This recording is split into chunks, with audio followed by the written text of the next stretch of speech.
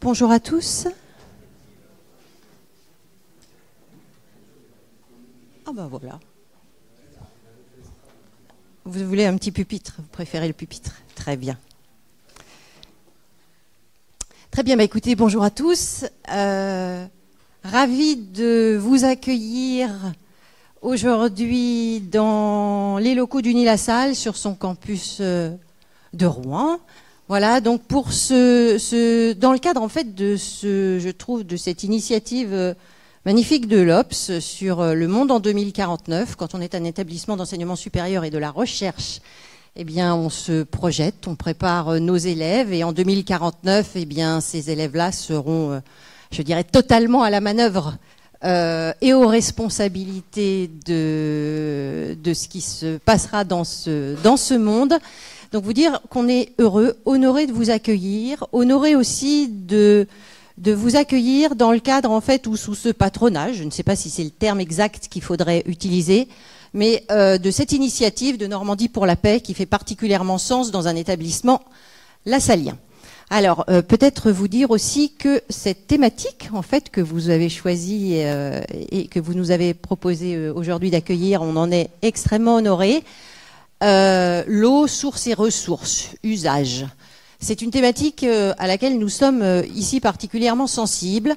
Alors pourquoi? Parce que Unilassal, en fait, nous sommes, pour ceux qui ne nous connaîtraient pas, un établissement d'enseignement supérieur et de recherche, une grande école qui forme des ingénieurs, des bachelors, des masters, et puis depuis peu des vétérinaires, et avec un regard particulier, je dirais presque original, sur cette question de l'eau, puisque nous arrivons à afficher en fait par nos différentes compétences, à la fois des compétences en matière de recherche et donc en matière de formation, sur cette thématique de l'eau. Regard transversal, j'ai envie de dire, et regard vertical. Voilà, nous travaillons dans différents domaines. Quand on parle de l'eau, on parle de la ressource. La ressource, chez nous aussi, c'est les hydrogéologues, les géologues, le domaine des sciences de la Terre, qui vont s'intéresser à cette nappe phréatique pour essayer de mieux la connaître, la caractériser et voir comment elle évolue dans un contexte, on le sait tous, extrêmement sensible, en tout cas au niveau national, mais au niveau aussi international. C'est bien sûr ensuite ses usages, sa consommation. Alors nous sommes dans le domaine des sciences du vivant, dans le domaine de l'agriculture notamment, de l'agronomie, une des activités, je dirais, consommatrices de cette ressource rare, précieuse qu'est l'eau, mais avec un travail aujourd'hui qui est fait pour essayer de la préserver, pour essayer aussi d'optimiser les pratiques, de faire évoluer les pratiques, pour prendre en compte en fait cette ressource bien rare, mais qui est indispensable aux vivants. Sans eau, pas de vivant. Donc le domaine de l'agriculture, le domaine des énergies, parce que là aussi, aujourd'hui la production électrique sans eau, ça fonctionne pas. Donc en fait, c'est une autre manière d'aborder cette question de l'eau. Tout ce qui va être la question du recyclage, de l'économie circulaire, du bon usage et de l'utilisation, je dirais, optimisée en fait de cette ressource, et notamment des questions de génie de l'environnement, des questions de pollution, des pollutions, des bioprocédés, en fait aussi que l'on peut développer pour accompagner en fait un meilleur usage et une réutilisation de l'eau, les technologies du numérique, parce qu'aujourd'hui, dans tout ça, il faut un pilotage, un monitoring, pilotage le plus intelligent possible, et donc on a vraiment aussi besoin des technologies du numérique. Et puis dernier point, les sciences humaines et sociales. Je pense qu'on en discutera largement. L'eau, c'est aujourd'hui, déjà dans beaucoup de pays, objet de multiples conflits, vu sa rareté, son caractère précieux et indispensable. Et qui dit conflit, dit gestion de différentes communautés avec des points de vue différents. Donc là, c'est le domaine plutôt des sciences humaines et sociales, où on a à cœur aussi de former des ingénieurs qui sont capables de cette médiation sur des sujets qui sont complexes, sur des sujets qui nécessitent des approches globales, et donc c'est ce que l'on essaye de développer au travers de la recherche ou de la formation ici à Unilassal. Donc particulièrement heureux de vous accueillir et de réfléchir avec vous ensemble aux enjeux, aux défis, aux questions que ça nous pose, et puis aux actions en fait, qu'il faut qu'on engage, parce que 2049, c'est dès aujourd'hui, finalement, dans ce que l'on fait et les impacts que cela aura. Voilà, donc, merci de nous faire cet honneur, et puis, excellente après-midi de travail, de réflexion, d'échange à nous tous.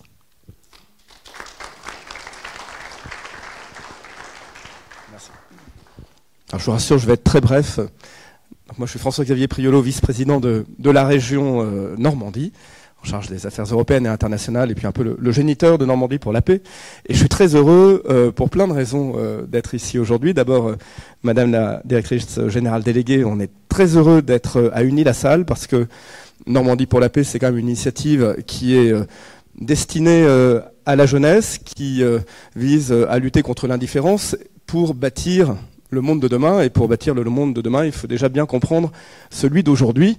Et quand on est normand, on aime aussi se souvenir de celui d'hier, mais ça suffit pas. Et donc c'est cette idée-là, vraiment, pour préparer 2049, de comprendre 2023, et de le faire avec l'Obs, qui est un compagnon de route depuis quasiment le début de Normandie pour la paix, à la fois dans le cadre de 2049, puisque la première conférence était à la Chapelle-Corneille, juste avant le Covid, et c'était sur une conférence autour des nouvelles guerres, nouvelles armes. Puis l'année suivante, on a fait ça, vous avez fait ça, nous avons fait ça ensemble au Volcan, au Havre, sur les conséquences géopolitiques du changement climatique, et cette année, en effet, sur l'eau. Mais il n'y a pas que ça avec l'Obs, puisque on a aussi fait une très belle soirée littéraire sur les écrivains et la paix avec Jérôme Garcin lors d'un forum, et puis tous les ans, des débats thématiques de ce forum, dont je vous dis un petit mot rapide. Je vais plus vous parler du forum que de l'eau, même si on parle aussi de l'eau au forum.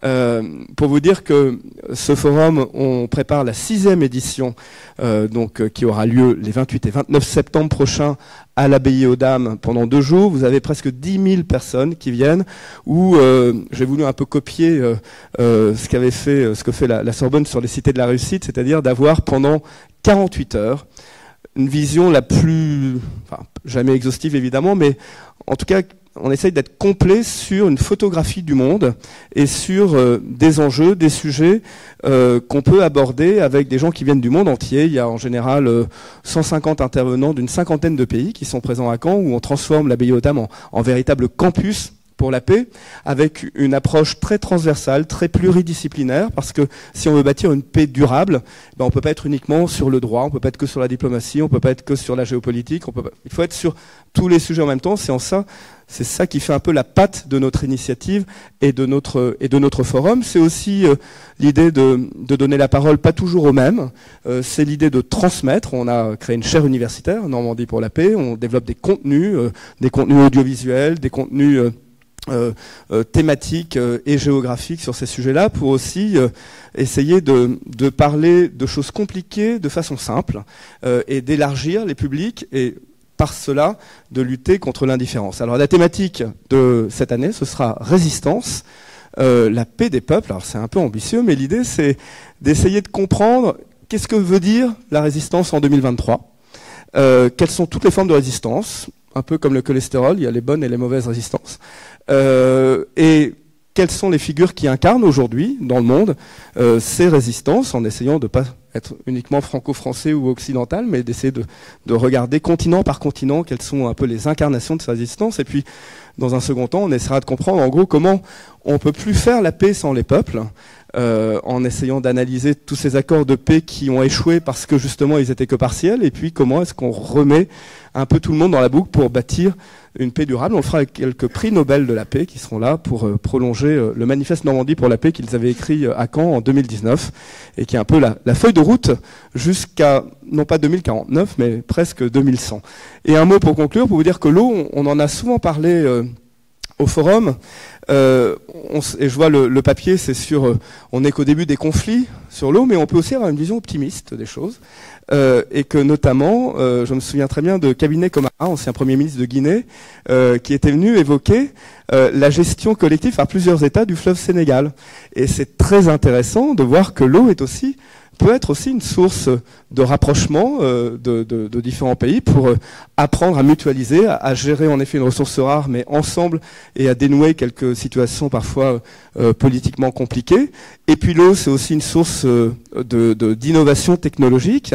Bref, on peut toujours voir le mauvais côté, il faut évidemment pas le nier, parce qu'il existe, mais on peut aussi se dire que finalement, c'est beaucoup d'opportunités, et j'imagine que ce débat d'aujourd'hui, devant le public d'Uni-la-Salle, sera aussi l'occasion de susciter de nouvelles idées et une réflexion collective. Voilà, bon débat et à très vite.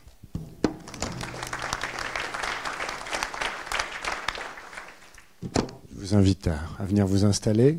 Alors, bonjour à tous, bonjour à toutes. Alors, je vais prendre mon téléphone, parce que j'ai besoin d'avoir l'heure, moi. Alors, bon, écoutez, Esther, peut-être, Michael au milieu. On va faire une fille-garçon, comme on fait dans les mariages. Et Marie-Laure, installez-vous. Eh bien, écoutez, bonjour à tous. Merci de nous accueillir ici, effectivement. On est très contents de venir à Rouen, ici, dans ce bel établissement, dans cet amphithéâtre qui est très beau. Pour cet après-midi, effectivement, consacré à l'eau, sources et ressources, donc domaine thématique intéressante, importante et dans l'actualité. C'est peu de dire qu'elle est dans l'actualité. Et alors, je ne sais pas si c'est heureusement ou malheureusement, mais en tout cas, elle est dans l'actualité.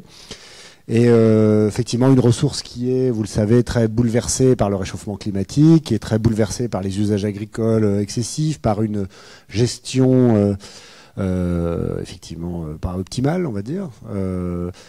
Mais c'est ce que vous disiez, c'est-à-dire qu'il y a effectivement ce que vous disiez, François-Xavier, c'est que on va aussi effectivement faire des constats un peu accablants sur la situation actuelle, mais on va aussi essayer de tracer des pistes de réflexion, parce que quand on est au pied du mur, effectivement, c'est la fameuse théorie du pied du mur. Quand on est au pied du mur, on est bien obligé à un moment de changer. Et on voit que, par exemple, l'eau, c'est vraiment une question typiquement de gouvernance, où la gouvernance est en train d'être interrogée. Et quand on commence à lui poser des questions, c'est plutôt bon signe, c'est qu'elle est sur le point d'être modifiée.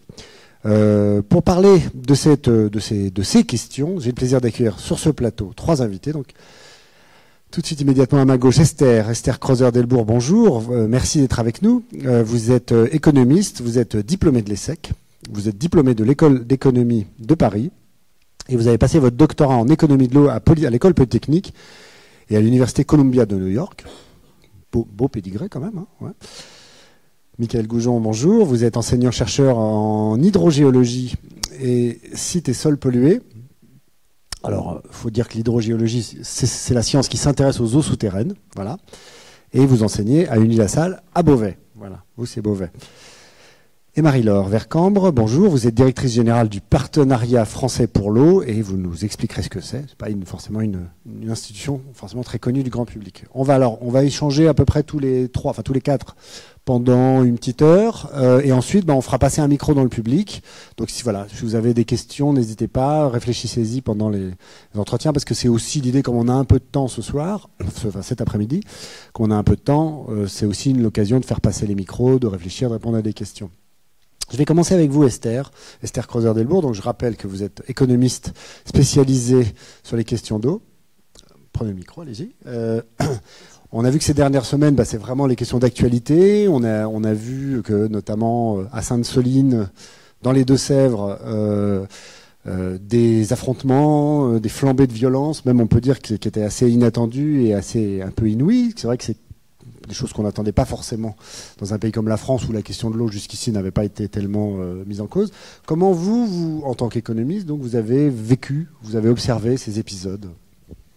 Bonjour à tous déjà et merci encore pour l'invitation, on est vraiment ravis d'être là. Alors sur Sainte-Soline, en restant dans mon champ de compétences qui est l'économie, on voit 2 choses. La première, c'est que ça parle d'une détresse économique de la part des agriculteurs qui ont peur de ne plus avoir d'eau et peur de ne plus pouvoir cultiver. Et ça, évidemment, en économie, on ne peut pas nier cette détresse. Et d'un deuxième point de vue, on voit une résistance extrêmement importante qui est de se dire on ne peut pas faire n'importe quoi avec notre eau et il faut le dire. Et parfois, il faut le dire avec des moyens violents. Évidemment, la violence est entièrement condamnable, mais ces 2 choses-là, il faut les regarder. Pour la première, qui est la détresse économique, C'est vrai qu'il faut répondre à ces sujets-là. L'agriculture consomme près de 60% de notre eau dans le monde. C'est énorme. Évidemment, elle en consomme trop, parce que jusqu'à maintenant, on ne regardait pas vraiment, on ne mesurait pas vraiment l'eau qu'on utilisait. Donc dans beaucoup de pays, en fait, on irrigue un peu trop, parce qu'on ne mesure pas. C'est pas le cas en France ? Pas qu'en France, évidemment. Mais c'est un peu le cas en France, oui. Non, mais... En France aussi. Alors, encore une fois, il y a énormément de choses. Il y a des petites structures qui font moins de 2 hectares, et après, vous avez des gigastructures qui, elles, sont plus organisées parce qu'elles ont plus d'argent, elles mettent plus de techniques. Mais de façon générale, on a toujours vraiment un peu omis l'eau, parce que l'eau, elle est, comme vous le savez, à ma gauche, on le saura mieux que moi, mais l'eau, elle est soit en surface et vous pouvez la pomper, la prélever, et puis vous l'utilisez et vous rejetez ce que vous pouvez, soit elle est dans les nappes phréatiques, et puis là, il y a un peu un côté gratuit parce qu'on ne la voit pas. Elle est sous nos pieds, elle est exactement, pratiquement invisible. Donc. Voilà, et on prend, et tant qu'elle est là, on l'a toujours prise. Donc, on n'a pas fait assez attention à l'eau, et donc il faut revoir notre modèle agricole. On l'entend beaucoup en ce moment. On se dit qu'il faut qu'on repense notre agriculture, mais évidemment, on ne passe pas du bio. On ne passe pas à l'agriculture raisonnée en eau du jour au lendemain. On ne passe pas au bio du jour au lendemain.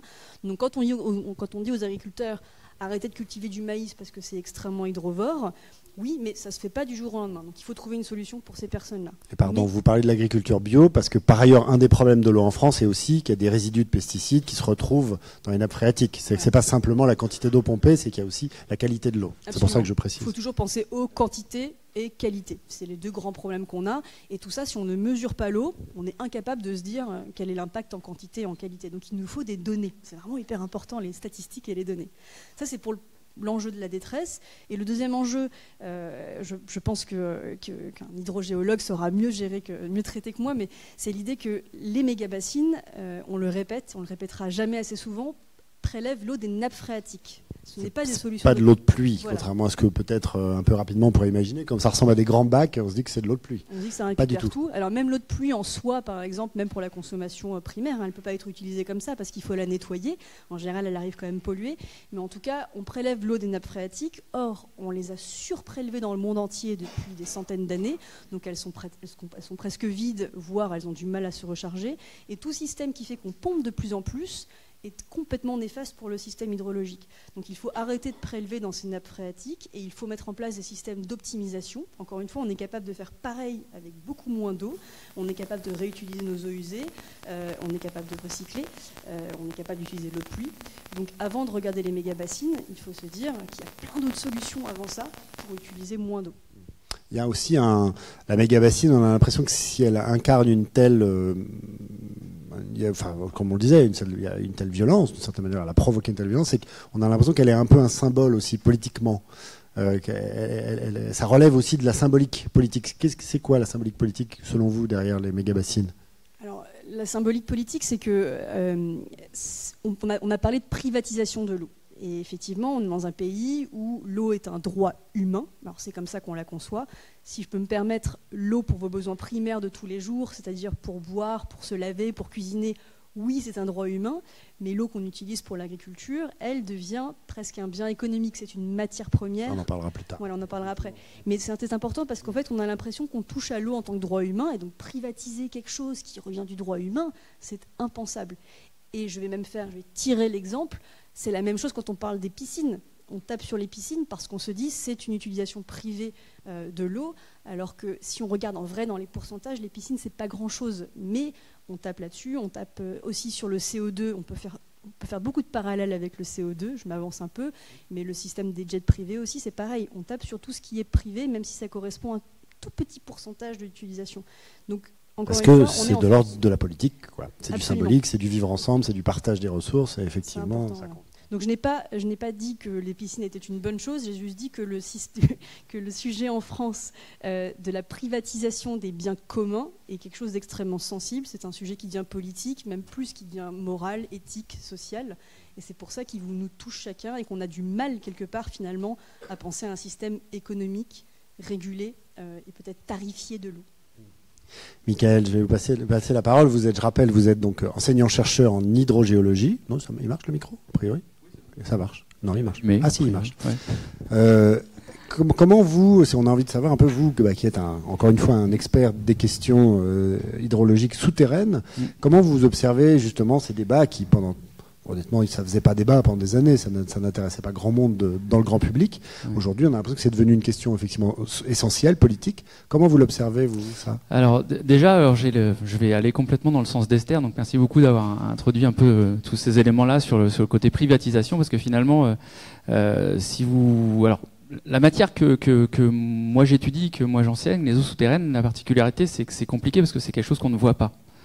On a le cas à Beauvais, on a une plateforme, tout se passe à 40 mètres sous nos pieds, donc finalement personne, voilà, on parle de nappe phréatique, on a tout un tas comment dire, d'avis ou d'imaginaire derrière tout ça sur les eaux souterraines, alors que finalement ceux qui connaissent, c'est nous. Et en fait notre rôle, et notamment le mien et puis l'équipe hydro au sens large, c'est de sensibiliser et de faire ça auprès de nos étudiants.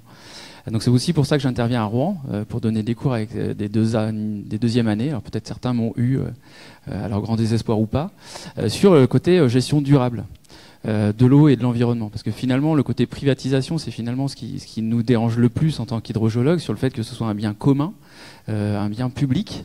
D'accord, contrairement à d'autres pays dans le monde pour lesquels c'est un bien privé, et l'eau on peut la vendre, on peut la louer. Ouais. Par exemple, parce qu'aux États-Unis, par exemple, l'eau elle appartient à celui qui possède la terre. Voilà, vous êtes propriétaire jusqu'au centre de la terre. La nappe phréatique dessous, elle est à vous au même que le sol. C'est pas le cas en France. C'est ça. En France, on étudie parmi les exemples qu'on cite aussi dans nos cours, il y a l'exemple du Chili avec les avocats où finalement l'eau est un bien privé là-bas, donc on peut la vendre, on peut la louer, et finalement le propriétaire agricole qui a la possibilité d'alimenter ses cultures a de l'eau et ainsi de suite, et les populations à côté sont alimentées par des camions citernes et ainsi de suite, n'ont pas vu de rivières depuis des dizaines d'années. Et quand on y associe ça, le réservoir, parce que finalement ce qui est important pour nous, si on regarde un petit peu la géologie, alors la situation elle va être extrêmement hétérogène à l'échelle de la France et aussi à l'échelle de la planète tout entière. Si vous vous rappelez un peu tous les uns les autres de la base de notre enseignement, c'est le cycle de l'eau. CE2, c'est les cours de SVT effectivement voilà. Au collège. Exactement, voilà, la mer, condensation, la pluie, l'évaporation, l'infiltration. Et nous, ce qui nous intéresse plus particulièrement sur la partie eau souterraine, c'est toute la partie infiltration. Et parmi les idées reçues un petit peu, on en a plein à l'école aussi. Dès qu'il pleut, tout le monde nous croise en nous disant finalement, vous êtes contents les hydrogéologues, il pleut. Voilà. Alors, on leur explique que c'est pas tout à fait aussi simple et qu'il faut voir ça comme une grosse éponge ou une grosse baignoire.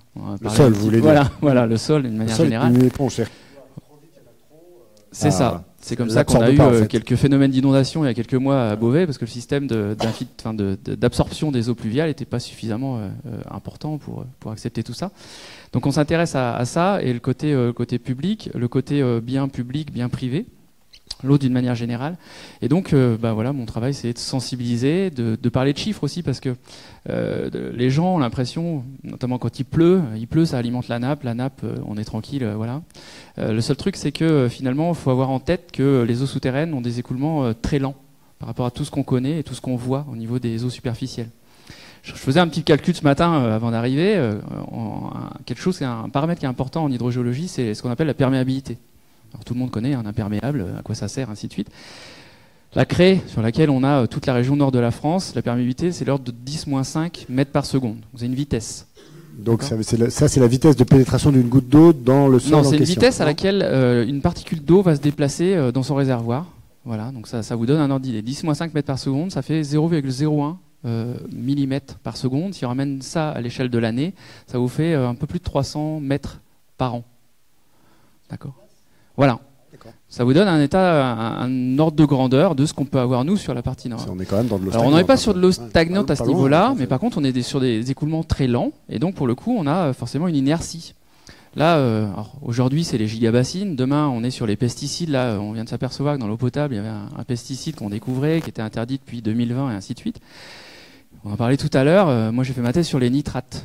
Et en travaillant sur les nitrates, avec les modèles numériques que j'avais créés à l'époque sur la base de données, ce que disait Esther tout à l'heure, c'est ultra important dans le monde scientifique d'avoir de la donnée. Je pense que par rapport aux bassines, on peut s'interroger aussi sur ce qui se passe ou ce que nos voisins ont pu faire, les Espagnols, ainsi de suite, dans d'autres pays. Et donc, ce qui nous intéresse, c'est la donnée. Et donc, dans les modèles numériques qu'on avait calés sur la réalité de terrain, ça c'est important aussi, les prévisions montraient que il fallait 15 à 20 ans, si on coupait le robinet des apports, pour arriver à un système qui soit purgé complètement de toute la fraction azote-nitrate. Ah oui, d'accord. Voilà, Ouais. c'est pour vous donner un ordre de grandeur. Nettoie pas facilement, quoi. Non. C'est une filtration qui est Non, très non, lente. si alors qu'en fait, évidemment, on la pompe très facilement pour le coup. Exactement. C'est-à-dire qu'il y a d'un côté un système dans lequel c'est très facile de l'extraire, de l'autre Ouais. côté un système dans lequel il est très difficile et très lent de la reconstituer. On parle aussi dans la partie cours de cette évolution historique de l'usage de l'eau. Et c'est vrai que quand il fallait aller chercher l'eau au puits, bizarrement, on en consommait un tout petit peu moins. Voilà. Donc forcément, Le on robinet était de mature. l'ordre de 20 à Ouais. 30 litres par jour et par personne. Là, en France, la moyenne, ça doit être aux alentours de 150 litres d'eau par jour et par personne. C'est facile, il n'y a qu'à ouvrir le robinet. Donc il y a cette approche-là. Il y a aussi, alors, on travaille aussi avec nos étudiants, avec l'école, sur tout un tas de projets de recherche, et notamment sur l'utilisation à titre privé de l'eau, notamment par le biais des puits. Alors sans citer la localité sur laquelle on a travaillé, ça n'empêche qu'en Vendée, pas très loin, il y a tout un tas d'îles sur la côte sur laquelle on travaille pour caractériser la ressource en eau douce, sur un milieu fini. D'accord ? Puisque l'eau n'est pas une ressource infinie. Donc on travaille là-dessus, et finalement on travaille par rapport à des puits. La mairie de la commune nous a donné un plan où il y avait une trentaine de puits communaux qui étaient référencés. En faisant un peu de porte-à-porte avec les étudiants pendant une dizaine de jours, on en a trouvé 160. 160 pour lesquels il n'y avait absolument aucune trace, nulle part, de leur existence. Et en faisant le point entre leur localisation et forcément leurs usages, parce que finalement les usages sont très variés, on s'aperçoit qu'il y a des personnes qui utilisent, alors qui ne l'utilisent pas. Voilà, papy a creusé le puits au fond du jardin et depuis on s'en sert pas. C'est décoratif, quoi. Voilà, exactement, l'ornemental. Et puis il y a des puits pour lesquels finalement on s'en sert pour notre quotidien, pour l'alimentation, des toilettes et ainsi de suite. On s'en sert pour l'arrosage des jardins, et ça c'est la majorité des gens. Et on s'en sert aussi pour rejeter les eaux usées. Voilà. Et donc, dans mon expérience professionnelle d'avant, alors c'est absolument interdit, on est bien d'accord que c'est pas l'idée du siècle, ça n'empêche que dans l'expérience professionnelle que j'ai eue avant d'arriver à Neuilly-la-Salle, parce que j'ai travaillé aussi dans le domaine des sites et sols pollués, on en parlait tout à l'heure, donc voilà, c'est aussi un thème de proximité avec l'eau. Il se trouve que j'ai eu la chance de rencontrer deux personnes qui étaient voisins, qui avaient un puits à 50 mètres l'un de l'autre, et l'un récupérer l'eau pour lui, sa consommation, ainsi de suite. Quand j'ai rencontré, il m'a dit qu'il y avait un goût et une odeur. Voilà. À l'époque, j'étais étudiant, donc je me suis dit, tiens, c'est peut-être associé à de l'infiltration, ainsi de suite. Et puis je suis allé voir le voisin qui m'a dit que lui rejetait toutes ses eaux usées, douche, toilette, dans son puits. Oui, d'accord.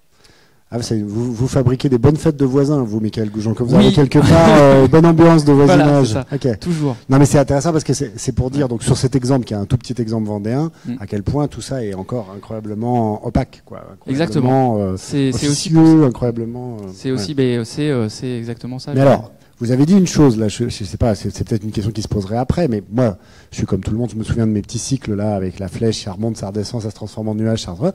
Et vous avez dit cette phrase qui, du coup, est très étonnante quand on est néophyte, c'est de dire, oui, mais l'eau, c'est une ressource finie. C'est une ressource finie, mais elle est en permanence renouvelée. Alors, où est-ce qu'elle disparaît, l'eau? Pourquoi est-ce que c'est si important de la préserver? Alors, en fait, c'est le cycle de l'eau, c'est un cycle infini. D'accord. Et de toute façon, la nature ou le cycle, de toute façon, aura tendance à s'équilibrer. Elle cherche à s'équilibrer, même si, au bout du compte, on n'y arrive pas jamais. Donc il y a une partie, c'est aussi ça, sur les bassines. En fait, le fer de lance un petit peu des gens qui sont pro-bassines, c'est d'utiliser les surplus de la nappe. Alors, dans certains dossiers, j'ai lu qu'ils allaient récupérer ce qui déborde. Alors, je veux bien qu'ils m'expliquent, d'un point de vue hydrogéologique, qu'est-ce qui est considéré comme une nappe qui déborde. D'accord, parce que c'est des phénomènes qu'on connaît plutôt bien, nous, de notre côté. Mais je veux bien qu'ils m'expliquent. Et puis après. Ça déborde pas beaucoup, les nappes phréatiques, c'est ça que vous voulez dire? Ça déborde pas beaucoup, les nappes phréatiques. Mais dans des contextes géologiques bien précis. Ah ouais. L'artésianisme, des choses comme ça qu'on connaît bien en France.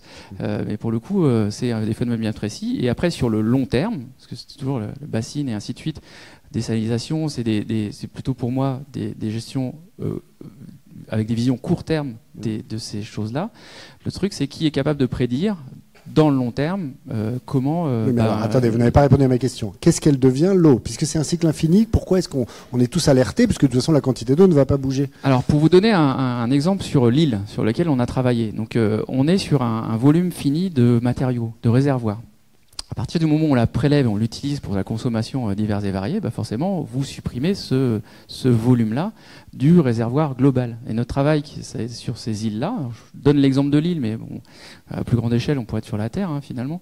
Cette ressource-là, elle n'est pas infinie et elle est soumise à une pression autour, notamment avec l'eau salée qui peut s'infiltrer, et ainsi de suite. Et finalement, toute l'eau qui est utilisée ou toute l'eau qui est utilisée par les plantes, par les animaux, et ainsi de suite, ainsi de suite. Ça. Donc en fait, elle est utilisée pour créer de la vie. Voilà. Et toute la vie qui est là, c'est de l'eau en moins, d'une certaine manière. Ce qu'il faut avoir en tête, c'est que toute la ressource en eau souterraine n'est pas là ou utilisée que pour l'agriculture. Ouais, on s'en sert pour l'industrie, on s'en sert pour l'alimentation en eau potable, on en parlera. Effectivement, on en parlera plus tard. Merci de ces éclaircissements très SVT, c'est toujours intéressant. Je vais vous passer la parole, Marie-Laure Vercambre. Je rappelle que vous êtes directrice générale du Partenariat français pour l'eau.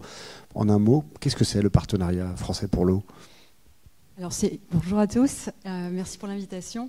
C'est une association qui réunit 200 grands acteurs, on va dire institutionnels français.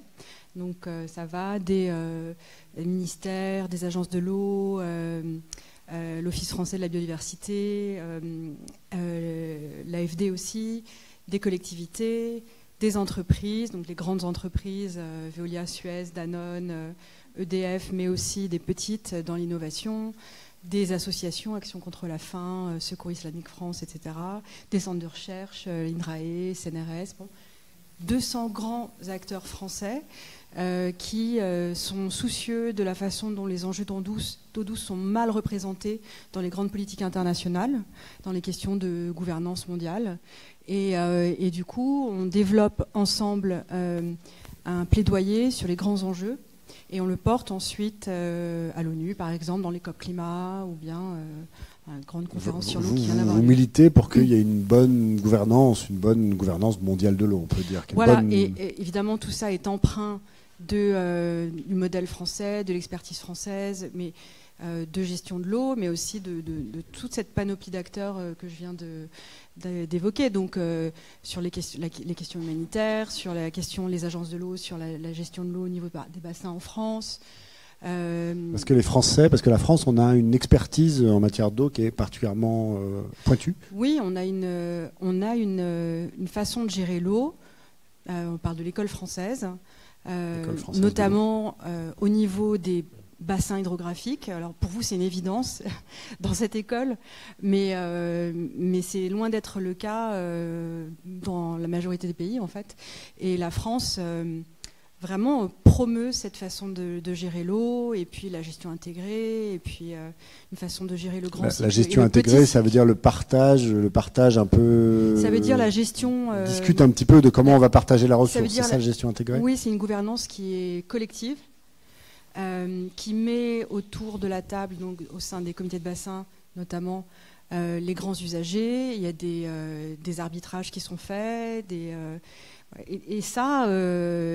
puis aussi le fait de prendre comme entité territoriale le bassin versant, vraiment dans tout son territoire.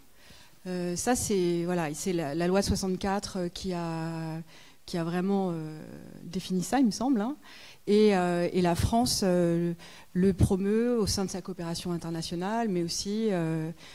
vraiment, les ingénieurs français sont payés pour aller conseiller dans des contextes aussi complètement... comme des consultants, quoi. Ouais, c'est ça. Parce que justement, dans le monde, globalement, l'eau, elle est globalement très mal gérée. Si vous deviez faire comme ça un panoptique un peu de manière dont... notamment sur la répartition mondiale de l'eau. Comment vous avez 1h30. Vaste question, n'est-ce pas ? Non, alors. En un mot. Alors, au niveau mondial, l'eau n'est pas gérée.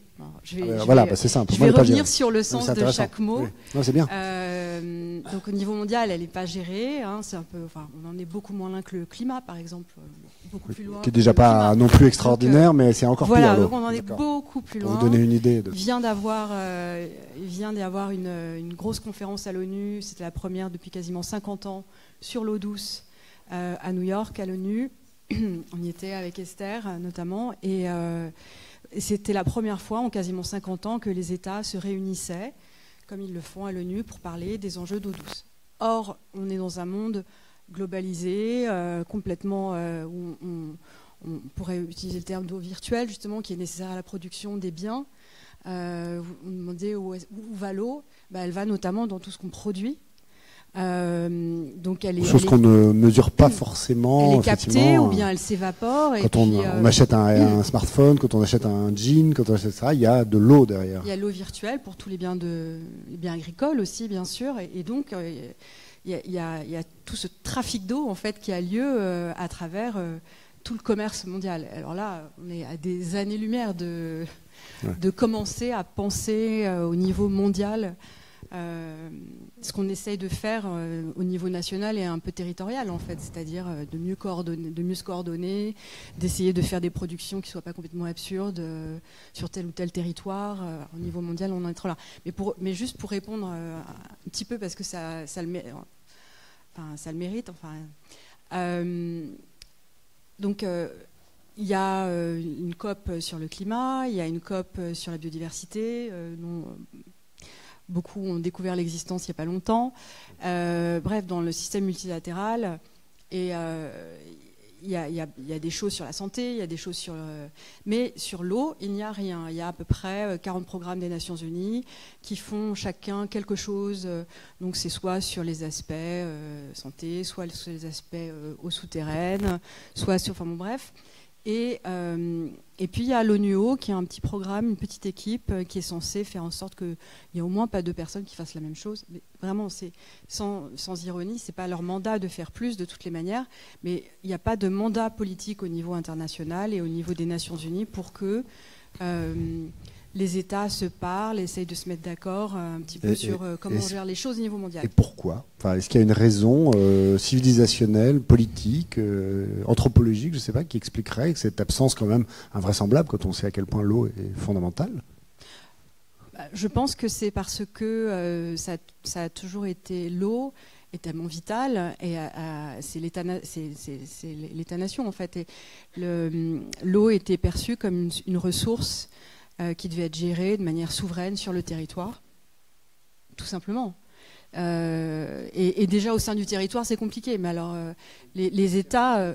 Michael, c'est-à-dire qu'on est un peu dans une vision pas privatisée, mais c'est l'eau, elle vous appartient parce que vous avez la terre, quoi. C'est votre pays, c'est l'eau, vous gérez l'eau. Ouais. Ce qui est sous vos pieds, ça vous regarde. Alors pour aller dans le sens de Marie-Laure, en fait, la gestion de l'eau est forcément aussi associée à sa présence ou pas. C'est-à-dire qu'en fonction du réservoir ou de la partie dans le monde où vous vous trouvez, la ressource, elle est présente ou pas. Et j'avais une discussion en venant avec une de mes collègues, parce qu'on a un petit peu avant de venir. Voilà. Et du coup, ce qu'on se disait, c'est que dans certains pays, l'eau, c'est vu comme un dieu. Ou la mer nourricière. Donc forcément, quand on n'a pas besoin d'ouvrir le robinet quand il faut aller chercher l'eau au puits et ainsi de suite, forcément elle a un prix un prix symbolique un tout petit peu supérieur quand on doit faire 50 km à pied pour aller la chercher, effectivement. Esther, vous voulez ajouter un mot ? Pour ajouter à ce que vient de dire Marie-Laure, je pense qu'il y a une vraie raison aussi, qui est une raison économique, parce que si on compare par rapport au pétrole, alors on a l'OPEP qui régule le pétrole depuis bien longtemps, l'or est régulé à un prix et il se trouve réparti dans l'ensemble du monde, et les réserves d'or ou de pétrole n'appartiennent pas forcément aux pays dans lesquels elles sont. Donc on est capable de le faire pour ces biens-là parce qu'ils ont un prix, parce qu'on peut en tirer un profit, et l'eau, encore une fois, attention, je ne parle pas de l'eau que vous allez utiliser pour survivre tous les jours. Je parle de l'eau en tant que matière première. Cette eau-là n'est pas régulée et n'a pas de prix. Et c'est vrai que je fais partie des économistes qui pensent que tant qu'elle n'aura pas de prix, les entreprises privées et les gouvernements ne s'y intéresseront pas.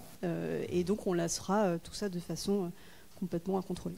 Oui, c'est la tragédie des communs. Et ça, elle est gratuite, elle appartient à personne, on peut se servir... Voilà. Ouais. Donc en fait, la question principale, c'est en fait, il serait temps qu'on se mette à la gouverner. C'était pas tellement de changer la gouvernance, c'est de mettre en place vraiment une vraie gouvernance.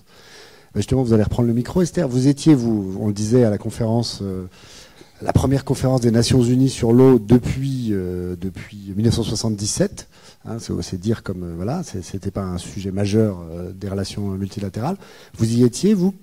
Est-ce que vous avez senti le vent de l'histoire souffler, comme on dit, ou on est encore très très très loin de ce qu'il faudrait faire ? sur le vent de l'histoire, je laisserai Marie-Laure. On nous parlera du vent de l'histoire. C'est très symbolique de se dire qu'on va à l'ONU pour enfin assister à une conférence qui est consacrée à ces sujets-là. Je pense qu'on aurait tenu cette discussion il y a 10 ou 15 ans, j'aurais tenu exactement les mêmes propos et je pense que c'est pareil pour tout le monde ici. Donc enfin on nous écoute et enfin c'est mis à l'ONU et l'ONU est un préalable à une potentielle COP, comme l'a dit Marie-Laure, ce n'était pas une COP, c'était une conférence. Donc il n'y a pas d'engagement, il n'y a rien qui sera ratifié à la fin.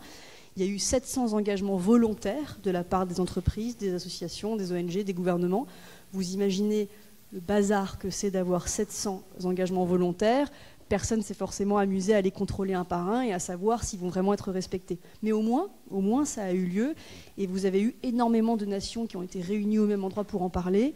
Et ça c'est pour vous faire vivre un petit peu la réalité de la chose, on était tous 150 dans des salles qui pouvaient en vrai enfermer que 20 ou 30 personnes. Donc on essayait d'écouter bien que malgré nous les débats. Et vous avez un tas de pays qui n'étaient pas représentés non plus sur place. Parce que, ironie du sort, il venait de pays qui étaient blacklistés pour les visas américains pour quelques pays-là.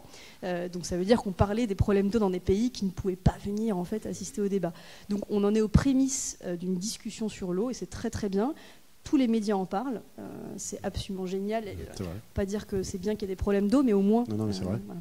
C'est vrai qu'on se met à en parler. C'est vrai aussi qu'on se met à en parler parce que, ce qu'on disait en ouverture, ça commence à concerner directement. C'est-à-dire que pendant très longtemps, l'eau a été un problème africain.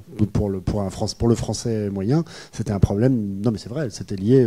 Fermez votre robinet d'eau quand vous lavez les dents. Exactement. On en avait parlé également. On a entendu que le conflit en Syrie, dont on parle beaucoup moins, mais qui est quand même toujours malheureusement très important, serait né aussi d'une question des ressources d'eau au départ. Enfin, en tout cas, une des causes. Est-ce que c'est vrai, ça, Marie-Laure ? Par exemple, qu'on peut considérer que c'est un conflit de ressources d'eau, parmi d'autres facteurs qui sont religieux, politiques, etc., bien sûr. Entre autres, oui. Mais c'est une région en stress hydrique chronique extrêmement fort. Et là, il y a eu plusieurs années de sécheresse qui font que les populations rurales ont fui leur région et ont complètement déséquilibré l'espèce d'équilibre entre différentes populations qu'il y avait en Syrie. Et donc ça a joué, oui. Alors est-ce que vous avez senti le vent de l'histoire dans votre chevelure à New York ? Vous êtes mi-figue, mi-raisin, qu'on pourrait dire. C'est-à-dire, à la fois c'est un bon début et en même temps on est vraiment loin de... Alors, quand on est habitué à tout ce qui se passe aux Nations Unies, il faut reconnaître qu'effectivement cette conférence a eu lieu, que la question chatouille quand même beaucoup, et que si on en est là, c'est vraiment qu'il y a une espèce de maturité qui fait que et que d'une certaine manière les négociations climat ont ouvert la voie, que maintenant là on va rentrer dans la phase où dans les négociations climat on va commencer à négocier de plus en plus sur les enjeux d'adaptation au changement climatique et plus seulement à la question de l'atténuation qui est fondamentale bien sûr, mais pour l'instant ils ont pris énormément de temps sur la réduction. Expliquer la différence entre atténuation et adaptation. Oui. Atténuation, ça veut dire essayer de tout faire pour que les problèmes se réduisent. Atténuation, c'est essayer de tout faire pour que les conséquences des problèmes ne soient pas trop catastrophiques. L'atténuation, c'est la réduction des émissions de gaz à effet de serre. Voilà. L'adaptation, c'est qu'est-ce qu'on fait pour s'adapter au climat ambiant, au climat qui a évolué déjà et qui va évoluer comme ça jusqu'à la fin du siècle. Comment est-ce qu'on s'adapte notamment, et là évidemment tout ce qui est hydrologie, etc., est absolument central dans toutes les revues nationales des États, dans le cadre des négociations climatiques. Ils parlent tous d'eau, bien sûr, pour de l'eau dont ils ont besoin, pour leur sécurité alimentaire, etc., etc., et pour leur développement. Et donc c'est absolument central. On va enfin arriver à la phase d'adaptation. On n'a pas encore développé, on n'a pas encore défini l'objectif mondial d'adaptation, qui est un des objectifs dans les négociations climatiques. Et des données, c'est ça que vous voulez dire. C'est pas fixé, le chiffre n'est pas donné de X% de... Non, on n'a pas d'objectif, on n'a pas de déclinaison. Bon, tout ça peut avoir l'air extrêmement décalé. Maintenant, il faut quand même se rappeler que ce sont les gouvernements élus qui vont négocier, n'est-ce pas, hein. Donc voilà, ça il faut se le redire et il ne faut pas attendre des miracles des COP. Et donc, évidemment, il y a beaucoup de gouvernements qui ne sont pas élus, donc c'est pas un propos politique uniquement ce que je dis, mais en tout cas, dans le domaine de l'eau, on en est très loin. Et cette conférence, elle va probablement déboucher, donc de New York, elle va probablement déboucher sur la création d'un poste d'envoyé spécial sur l'eau. Alors, ça nous fait pas. C'est un CDD ou un CDI? Parce qu'on a envie de savoir, non, parce que c'est un CDD. On n'est pas hyper impressionné. Waouh. À plein temps quand même, on espère quand même à plein temps. C'est ça, oui, à plein temps. À 35 heures, on espère. Mais vous savez, il faut voir, il y a quand même des conventions sur alors ce qu'on appelle les bassins transfrontaliers, donc les cours d'eau et les nappes qui sont liées, parce que les autres c'est plus compliqué, mais transfrontalières, ça concerne à peu près 60% de toute l'eau douce sur Terre. Il y a 60% de toute l'eau douce sur Terre qui est partagée par au moins 2 pays. Donc ça, ils ont commencé, évidemment, là c'est plus souverain puisque c'est partagé. Donc là, ils ont commencé à travailler dessus par la force des choses, parce que la coopération était forcée, mais totalement différemment d'une région à l'autre, entre 2 pays, avec des pays très hégémoniques, toujours les mêmes, et puis d'autres qui sont en aval à la fin du fleuve et puis qui n'ont plus qu'à accepter ce qu'on leur propose. Ou bien il y a des zones comme l'Union européenne, par exemple, où là, on est allé très loin dans le concept de coopération. Et tout à l'heure, on parlait de l'OMVS, de l'Organisation pour la mise en œuvre du fleuve Sénégal. Et là, il y a une organisation qui a une gouvernance extraordinaire, où ils sont allés très très loin dans la coopération, suite à des sécheresses extrêmement critiques. Et là, au pied du mur, pour revenir à cette expression, ils ont créé l'OMVS qui rassemble 4 pays, donc la Mauritanie, la Guinée, le Sénégal et le Mali. Et ces États considèrent que le Sénégal, en gros, est un bien commun qu'ils vont gérer ensemble. Le fleuve Sénégal. Hein. Le fleuve Sénégal, pardon, oui. Ils cofinancent tout ensemble, toutes les décisions sur toute utilisation du fleuve, extraction, etc. Enfin, c'est extraordinaire. Donc, c'est super intéressant parce que pour le coup, c'est des pays d'Afrique qui ne sont pas forcément des modèles qu'on passe notre temps à regarder et à suivre dans le monde, quoi. Donc c'est intéressant. C'est des pays très pauvres avec des problèmes de gouvernance qu'on peut imaginer, mais qui ont quand même réussi à montrer l'exemple au monde, on pourrait dire. Vous voulez dire un mot, Esther? Qui peut être intéressant, effectivement, sur le MVS, c'est formidable, et un pendant qui est moins formidable, mais qui est en train peut-être de le devenir, c'est l'exemple du Nil, qu'on connaît tous, qui effectivement commence en amont au niveau de l'Éthiopie et qui après arrive au niveau de l'Égypte. Donc l'Égypte est le dernier fleuve, sauf que l'Égypte a toujours eu une suprématie plutôt économique et militaire, et donc dans les années 30, l'Égypte s'est octroyée en fait la de l'envahir ou de représailles militaires si elle osait prélever trop d'eau. Et c'est un exemple typique en fait de potentiel conflit transfrontalier. Et c'est seulement récemment que les institutions internationales et les grands gouvernements sont intervenus pour dire ça suffit, l'Éthiopie a le droit de bâtir un barrage. Et puis c'est très bien parce qu'elle produira de l'électricité en amont et elle le revendra à l'Égypte, qui n'aura plus peur de manquer d'eau, etc. Et on commence par le biais économique à mettre en place une coopération entre des pays. Mais voilà, c'est pour dire qu'il y a un petit peu tous les exemples encore et que c'est intéressant. Si on doit tracer d'autres pistes, Esther, vous les avez évoquées rapidement tout à l'heure, là, qui sont des pistes qui pourraient être tout à fait franco-françaises, enfin en tout cas européennes. Quelque chose sur lesquelles finalement on est assez en retard, voire très en retard en France, c'est la récupération des eaux usées. Par exemple, on ne récupère pas les eaux usées. Qu'est-ce que c'est les eaux usées? Qu'est-ce qu'on pourrait en faire? On les récupère, en fait, mais on ne les utilise pas. C'est-à-dire qu'on utilise seulement 1% des eaux. Les eaux usées, c'est les eaux de la salle de bain, des toilettes, c'est ça? Absolument. Normalement, c'est récupéré dans des canaux. Ça va être traité alors, de façon plus ou moins forte en fonction des usages et en fonction de votre région. Ça va passer par des stations d'épuration qui sont plus ou moins loin de votre domicile. Et après, ça va être rejeté. On utilise seulement 1% qu'on réinjecte après dans le système. C'est rejeté où? C'est extrêmement régulé. Pardon? Rejeté où? Besoin dans les milieux naturels, mais ça effectivement, je pense que Mickaël l'expliquera mieux que moi, mais c'est rejeté dans les milieux naturels parce qu'on en a besoin, parce que par exemple, je prends toujours l'exemple de la Seine, mais la Seine ne pourrait pas exister si on ne rejetait pas une partie des eaux traitées et usées dedans, parce qu'en fait, elle serait simplement, elle baisserait de niveau. Par contre, c'est très régulé l'utilisation de l'eau utilisée pour, par exemple, l'agriculture ou l'arrosage ou quoi que ce soit. Mais j'ai lu que, a priori, on devrait être 70% dans cette salle à être OK de consommer des fruits et légumes qui ont été irrigués avec de l'eau utilisée. Posez-vous la question, est-ce que vous êtes d'accord? Est-ce que vous êtes OK pour... Et si est-ce que vous allez la passer sous le robinet avant le fruit en même temps? C'est pas forcément très... C'est ça. De toutes les façons, notre eau, elle est un peu polluée par plein de choses. Donc, de toutes les façons, on n'a pas d'eau Ça, parfaite. vous seriez plutôt partisane que, par exemple, l'agriculture utilise, ce qu'actuellement, elle n'a pas le droit de faire. C'est pas une question de bonne volonté. Je crois qu'elle n'a pas le droit. Si elle a le droit de le faire. Il y a des endroits très connus, comme la pomme de terre. Je pense à la pomme de terre de Noirmoutier, ou je crois le maïs semence à Clermont-Ferrand. Ça se passe très bien, ça fait 20 ans ou 30 ans que ça existe, et on a le droit. Simplement, il y a quand même des blocages culturels, il y a aussi des blocages techniques, c'est-à-dire qu'on ne peut pas être trop loin, on ne peut pas irriguer avec de l'eau qui a été traitée à 50 km de là. Donc il y a aussi des obstacles techniques. Mais c'est surtout qu'en fait, on ne sait pas encore quelle quantité d'eau on pourrait réutiliser si on ne la réinjecte plus. Parce qu'attention, l'eau usée n'est pas une nouvelle ressource qui s'offre à nous de façon impunie. Il faut faire très attention. On la prend à quelqu'un d'autre, à quelque chose d'autre, à un autre. Si on la prend, on la prend.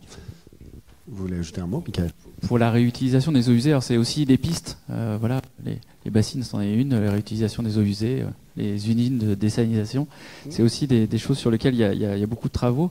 Alors, le fait que ce soit rejeté au milieu naturel, c'est plutôt bien contrôlé actuellement, ça n'a pas toujours été le cas. On imagine que l'environnement, il y a une trentaine d'années, on n'était pas tout à fait là.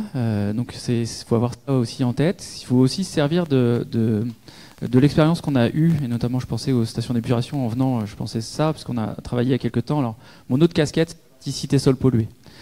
Alors on découvre. Parler laboratoire tout à l'heure, et finalement il y a des modes au niveau des substances qu'on suit ou pas. Il y a 20 ans, quand j'ai commencé, 77, ça m'a fait rire parce que c'est mon année de naissance, mais il y a 20 ans en Cité-Sol, on était sur les hydrocarbures. Il y a une dizaine d'années, on était sur les solvants chlorés, trichloréthylène, tétrachloréthylène. Actuellement, on est plutôt sur les FAS et ainsi de suite. Donc c'est par mode. Et en fait, si on regarde un petit peu ce qu'on a pu faire comme bonnes idées, et par exemple sur la station d'épuration, il y a eu la réutilisation des boues de stations d'épuration qu'on a épandues dans les parcelles agricoles. Et donc il y a quelques engrais fabuleux, quoi. Voilà, c'est ça. Mais il n'y a pas que des choses fabuleuses dans les résidus des stations d'épuration, que ce soit les boues ou que ce soit les eaux. Et donc là, si on regarde un petit peu ce qui ressort actuellement, c'est que finalement on s'aperçoit que, notamment dans certaines parcelles au niveau de la vallée de la Seine, que maintenant on est plutôt en train de réfléchir à l'exposition des populations par rapport aux usages, et que finalement on a apporté sur des parcelles agricoles tout un tas de ce qu'on appelle des métaux lourds pour faire peur, que nous on appelle des éléments traces métalliques, donc plomb, carbone et ainsi de suite, et qu'on retrouve assez allègrement dans les sols, dans les nappes et ainsi de suite. Et maintenant on est en train de réfléchir à dire ok, tiens, finalement c'est peut-être pas l'idée du siècle. Que les boues c'est pas... Voilà. Non, mais c'est intéressant parce que vous montrez qu'il y a une forme de tâtonnement. Vous avez évoqué la désalinisation, donc clairement on prend de l'eau de mer ou l'eau des océans, on enlève le sel, on la réutilise. A priori, on se dit qu'on n'est pas encore condamné. Enfin, les eaux de mer ont plutôt tendance à monter, d'après ce qu'on entend. Pourquoi est-ce que c'est pas une solution, ça? Alors en fait, je ramène toujours ça au Cité-Sol pollué, mais parce qu'en fait, on a un outil qui s'appelle le bilan coût-avantage. Et en fait, par rapport à une solution qu'on applique, il y a toujours les avantages et les inconvénients. Par rapport à une solution comme ça, les avantages, c'est que ça offre aux populations locales une ressource en eau douce. Voilà. Et pour reprendre les termes d'un de mes étudiants il y a quelques temps à Beauvais, qui a un petit côté un petit peu cynique, de toute façon, les populations là-bas, elles s'en foutent, elles ont de l'argent. Voilà. Donc voilà un petit peu l'état d'esprit. Parce que ça coûte cher. Voilà, ça coûte cher, c'est extrêmement énergivore. Je pense qu'au niveau bilan carbone, on ne doit pas être très bien non plus. Et ce qui pose question aussi, c'est au niveau des déchets qui sont produits par l'utilisation d'installations de ce type-là. Qu'est-ce qu'on en fait? C'est quoi? C'est du sel, c'est ça? Ouais, voilà. Alors un extrêmement concentré, une espèce de saumure là, ouais. Et on ne sait pas quoi en faire de ça. On ne peut pas la remettre dans l'océan. Au départ, c'était on les remettait dans le réseau, on la remettait dans l'océan, en créant localement des déséquilibres de notre cycle, alors, eau ou pas, au sens global, et on déstabilise les milieux, faune, flore et ainsi de suite dans des localités comme ça. Donc la désalinisation, c'est pas génial. Ça paraît la bonne idée comme ça sur le papier, mais en vrai, est-ce que c'est mieux, est-ce que c'est moins bien que la réutilisation des eaux usées? Je pense que l'histoire nous le dira. En tout cas, c'est ça, l'histoire nous le dira. Le fameux vent de l'histoire. Voilà. Et Esther, peut-être un mot aussi sur, vous les avez évoqués très vite, mais des systèmes d'eau, vous disiez agricoles, qui permettraient un usage extrêmement presque goutte à goutte, quoi. Est-ce que ça, c'est déjà en place parce qu'en France, c'est pas le cas. Quand on passe dans les régions agricoles, on voit que ça arrose allègrement en pleine journée, en plein soleil, etc. Est-ce que un goutte à goutte, il y a des pays où ça a été mis en œuvre déjà? Oui, absolument. Alors, on en a parlé, il faut de l'argent pour un bon système de goutte à goutte. Et donc, si on regarde la plupart des pays où l'eau est un problème et où elle a été régulée de façon privatisée, c'est ce qu'on appelle les marchés de l'eau. Donc, ça veut dire qu'on vous octroie une quantité d'eau par mois ou par an. On prend le cas de la Californie, mais ça existe aussi en Australie, en Nouvelle-Zélande. Ils ont des systèmes extrêmement performants de goutte à goutte. Si vous regardez les vignes, c'est une grande passion pour le vin, donc si vous regardez les vignes en Californie, vous allez avoir par cep de vigne son propre petit robinet. Un petit robinet, voilà, et on sait exactement quelle quantité tombe par jour, à quel moment, on l'allume, on l'éteint comme on veut, et ça permet d'utiliser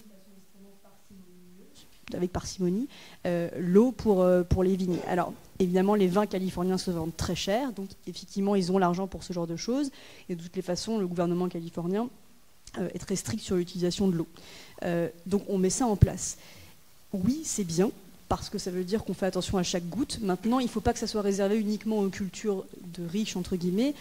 Typiquement, j'ai beaucoup travaillé sur les grandes exploitations agricoles en Inde.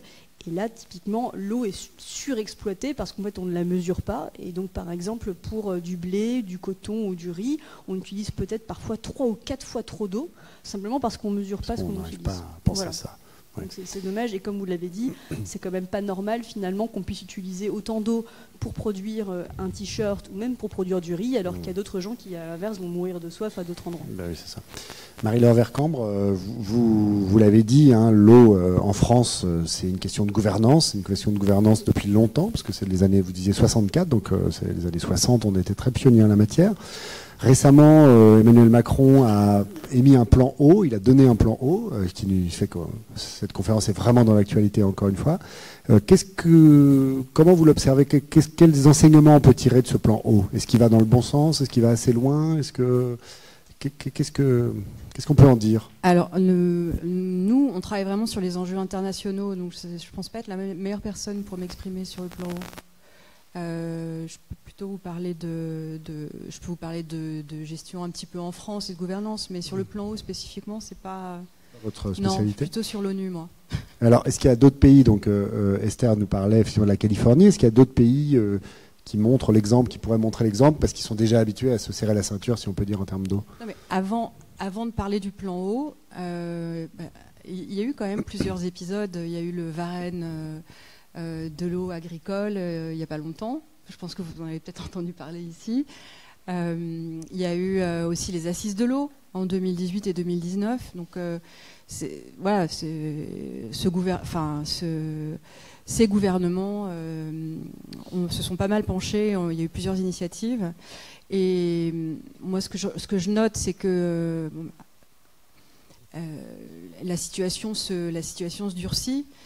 Et que les contraintes font que on essaye de trouver des solutions. Donc, par exemple, dans le cadre du Varenne et des assises, on a parlé des projets de territoire pour la gestion de l'eau, les PTGE, qui un peu comme une solution d'avenir réellement. Alors là, ça vous parle peut-être à vous, ça ne parle pas forcément aux auditeurs, mais ce sont des nouveaux projets où on met vraiment tout le monde autour de la table. Et puis, c'est pas sur l'allocation de l'eau, c'est vraiment qu'est-ce qu'on va faire sur ce territoire en matière d'eau, mais c'est des territoires et des projets très très spécifiques. Parce qu'il n'y a pas deux territoires qui se ressemblent, évidemment. Exactement. Chaque Donc endroit est spécifique. Les contraintes se durcissent et on essaye d'aller vers des solutions. D'une certaine manière, c'est le pied du mur un peu, ce que vous dites. Voilà, les techniques d'irrigation goutte à goutte, c'est une possibilité aussi, etc.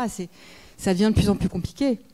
Mais ce qu'il faut espérer, c'est que tout ça amorce des changements qui sont plus profonds et qui sont plus structurels. Eh ben justement, on va en parler avec vous, Esther. Je rappelle que vous êtes économiste et que vous défendez une vision, vous l'avez évoqué rapidement, mais on va rentrer un peu dans le détail parce que c'est un peu technique. Vous dites en fait que contrairement à ce que nous tous on pense, en fait, il y a deux eaux possibles. Il est possible de séparer en quelque sorte l'eau en deux. Un usage qui serait un usage pour survivre, parce que alimentation et puis hydratation des humains et des bêtes, etc. Et puis des usages qui sont des usages de matières premières économiques.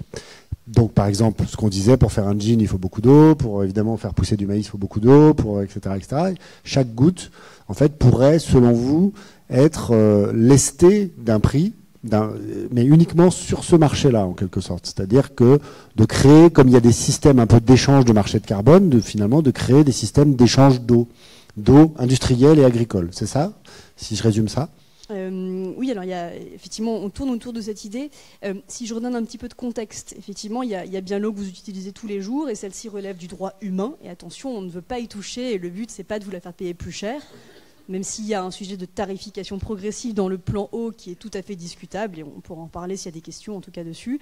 Et à côté de ça, qui consomme la majorité de l'eau dans le monde, il y a l'eau matière première, au même titre que, je l'ai dit tout à l'heure, le pétrole, le charbon sont des matières premières, et l'eau, on l'a toujours mise de côté. Donc il faut la réguler de cette façon-là. Une fois qu'on a dit ça, l'eau matière première, vous l'utilisez tous les jours. En prenant le train tout à l'heure, moi j'ai mangé un sandwich triangle au jambon fromage et puis j'ai bu un coca, donc je me suis amusée à calculer l'empreinte eau. Mon sandwich triangle, c'était à peu près 600 litres d'eau et mon coca, c'est à peu près une vingtaine de litres. C'est incroyable. Hein. Donc, et ça, on s'en rend pas compte. Et un verre de vin, c'est 120 litres d'eau à peu près pour votre verre de vin. Donc, c'est important de se dire que là, vous avez mangé ce matin, ce midi, et vous en remangerez ce soir beaucoup d'eau.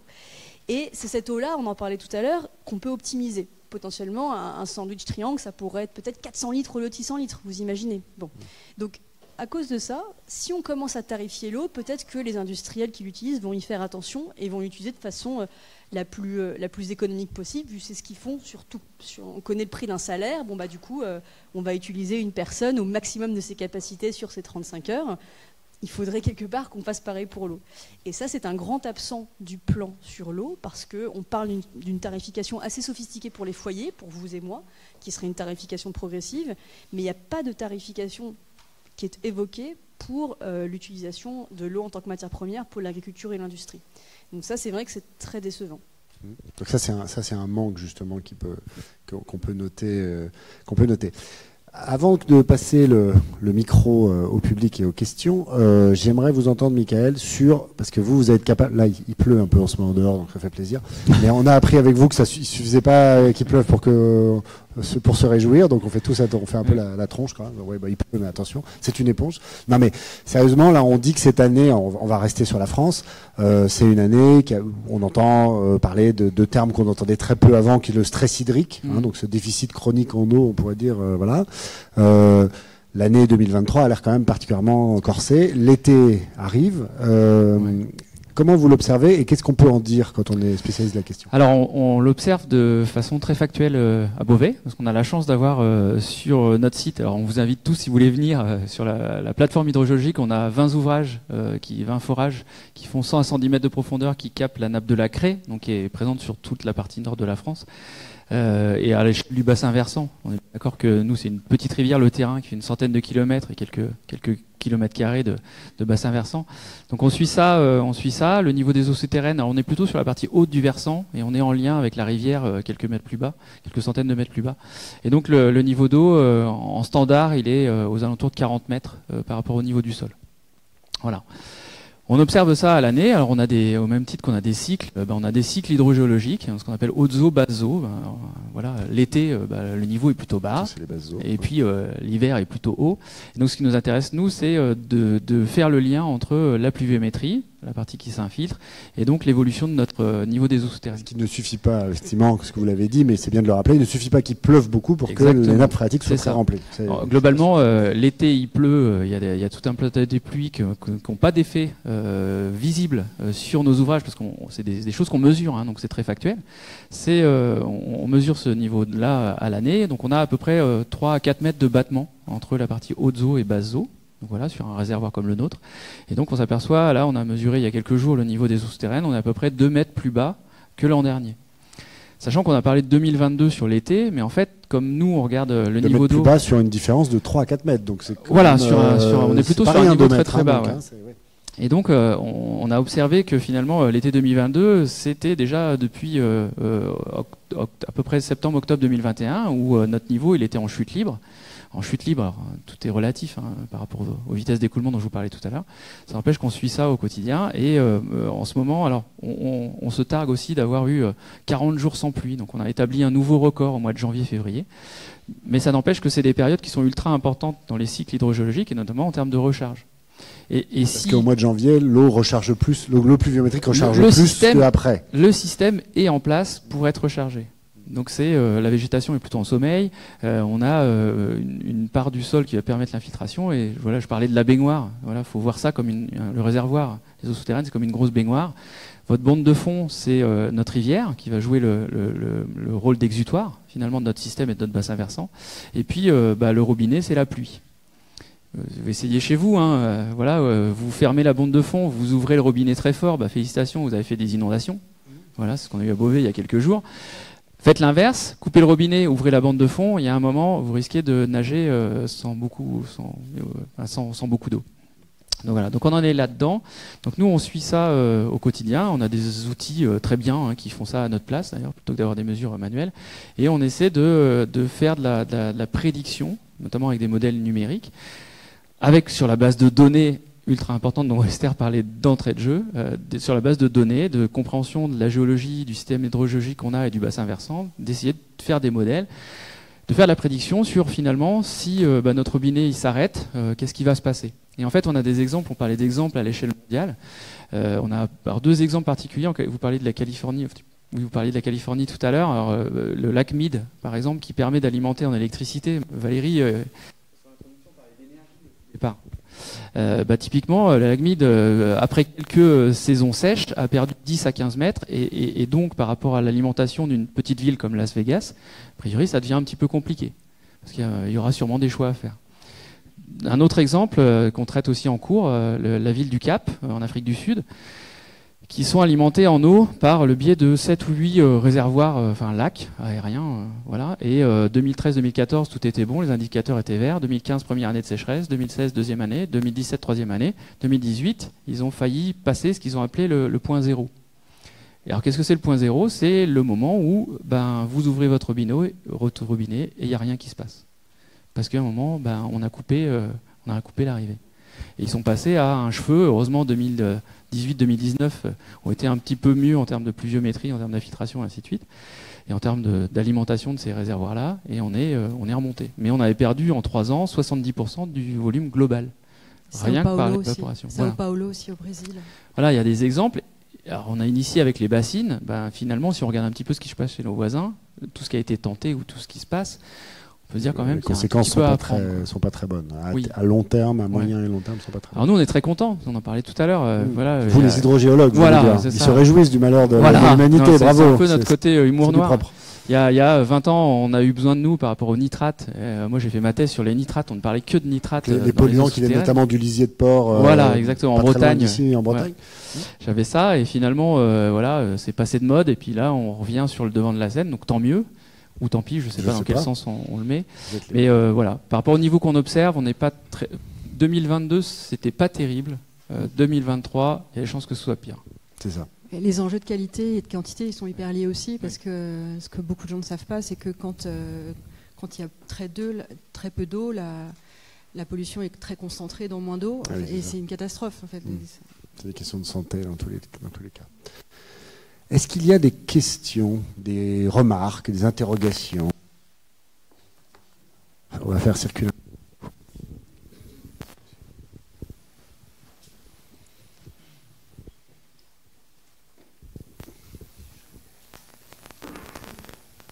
Merci. D'abord, bravo pour vos exposés, c'est très intéressant. Moi, je suis Pascal Maguarou, je suis un ingénieur retraité du ministère de l'écologie, de l'Agence de l'eau Seine-Normandie et de la Commission européenne. Et en fait, je m'aperçois que ça fait des décennies qu'on fait le même constat et que les choses empirent. Enfin, j'ai vécu pendant des décennies ce constat. Les choses empirent on connaît les solutions, mais rien ne s'améliore. Alors, on peut se demander pourquoi, en fait. On peut se demander pourquoi. Et en fait, vous n'en avez pas trop parlé, mais il y a les lobbies. Il y a des lobbies qui ont intérêt à ce que rien ne change. Là, vous devez en dire un peu plus, là. Oui, notamment le lobby de la chimie, de la fabrication des pesticides et le lobby de l'agriculture productiviste, qui fait en sorte que rien ne change. Et on parlait... je voulais évoquer aussi la directive cadre sur l'eau qui, en 2001, demandait aux États membres de se mettre en conformité et d'atteindre le bon état de toutes les eaux pour 2015. On est très loin d'avoir obtenu ce résultat. Et je voulais aussi évoquer la réutilisation des eaux usées. Là aussi, il y a le lobby des vendeurs d'eau, Veolia, Lyonnaise des Eaux et compagnie, qui n'ont pas envie que les gens consomment moins d'eau, quitte à mettre de l'eau potable dans les toilettes. Il y a des pays, j'ai vécu à Bruxelles, en Belgique. En Belgique, quand vous construisez une maison, vous êtes obligé d'avoir deux circuits, un circuit de récupération d'eau pour les toilettes et le lavage du linge, par exemple. C'est vrai que nous, on fait nos besoins dans de l'eau qui est potable, quoi. C'est voilà, quand même une aberration totale, mais il y a des gens sans fin. Il y a des gens qui ont intérêt à ce que ça ne change pas. Et puis, c'est moi j'ai piloté le projet de récupération des eaux usées sur l'île de Ré, un des premiers dans les années 80, ça ne rajeunit pas, pour arroser les pommes de terre. C'est exemplaire, mais c'était le premier en France, je crois. Mais il faut dire aussi que dans l'île de Ré, il n'y a pas d'eau, il n'y a pas de rivière. C'est la fameuse pied du mur. Il n'y a pas de nappe. C'est ça. Donc c'est pratique, ça donne de l'imagination quand on n'a pas le choix. C'est comme en Israël, ils récupèrent chaque goutte d'eau, mais c'est des situations particulières. Est-ce que vous voulez dire un mot sur peut-être les lobbies, Esther? Vous avez entièrement raison, il y a des industries entières, je ne vais pas commencer à les citer, mais qui ont bien conscience de ce que l'eau représente pour elles et qui se taisent depuis des années. Et vous parlez effectivement de l'industrie, notamment agroalimentaire ou des entreprises comme Bayer, pour ne pas les nommer, qui étaient, on en parlait tout à l'heure, qui étaient là de façon très significative à la conférence de l'eau à New York, parce qu'ils ont bien conscience qu'ils ont une place à jouer. Et effectivement, nous, on est obligé de naviguer très prudemment parce qu'on a besoin de travailler avec ces entreprises. C'est comme ignorer Total, si on veut travailler sur la transition climatique et le CO2, on ne peut pas. Donc on doit travailler avec eux, mais vous avez entièrement raison. Il y a ce lobby-là. Ils connaissent ces problèmes de l'eau. Et ensuite, vous avez raison, c'est très frustrant parce que je pense, encore une fois, on aurait fait la conférence il y a 20 ans, cette discussion il y a 30 ans, vous auriez dit la même chose. Mais encore une fois, en France, on avait historiquement eu toujours de l'eau, ou alors on avait de l'argent pour aller la chercher quand on n'en avait pas. Et donc on a simplement regardé, mis de côté ce problème-là. On regardait le pétrole et l'or, on le répète souvent, et maintenant on va regarder l'eau. Donc c'est effectivement très frustrant, mais il faut continuer, il faut éduquer les générations qui ne l'ont pas été. Il faut prendre exemple sur le carbone. Les grands absents de la conférence à New York, c'était notamment le monde de la finance, les grandes banques, les grandes assurances, qui n'ont pas encore pris la mesure du rôle qu'elles vont devoir jouer pour financer cette transition-là. Donc pour tous les futurs élèves qui ne savent pas où aller travailler, il faut intégrer ces endroits-là et intégrer pas seulement les directions RSE, hein, il faut aller dans les directions de la finance, des investissements, il faut qu'on commence à orienter les flux financiers vers l'eau parce qu'on a besoin d'argent, on a besoin de beaucoup d'argent pour...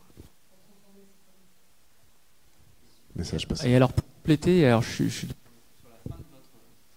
la fin de votre phrase, j'étais pas tout à fait d'accord avec vous sur le fait qu'il n'y ait pas d'eau sur l'île de Ré. J'ai la chance d'être voisin. Voilà, j'ai mes beaux-parents qui sont dans l'île de Léron. Et en fait, il y a tout un...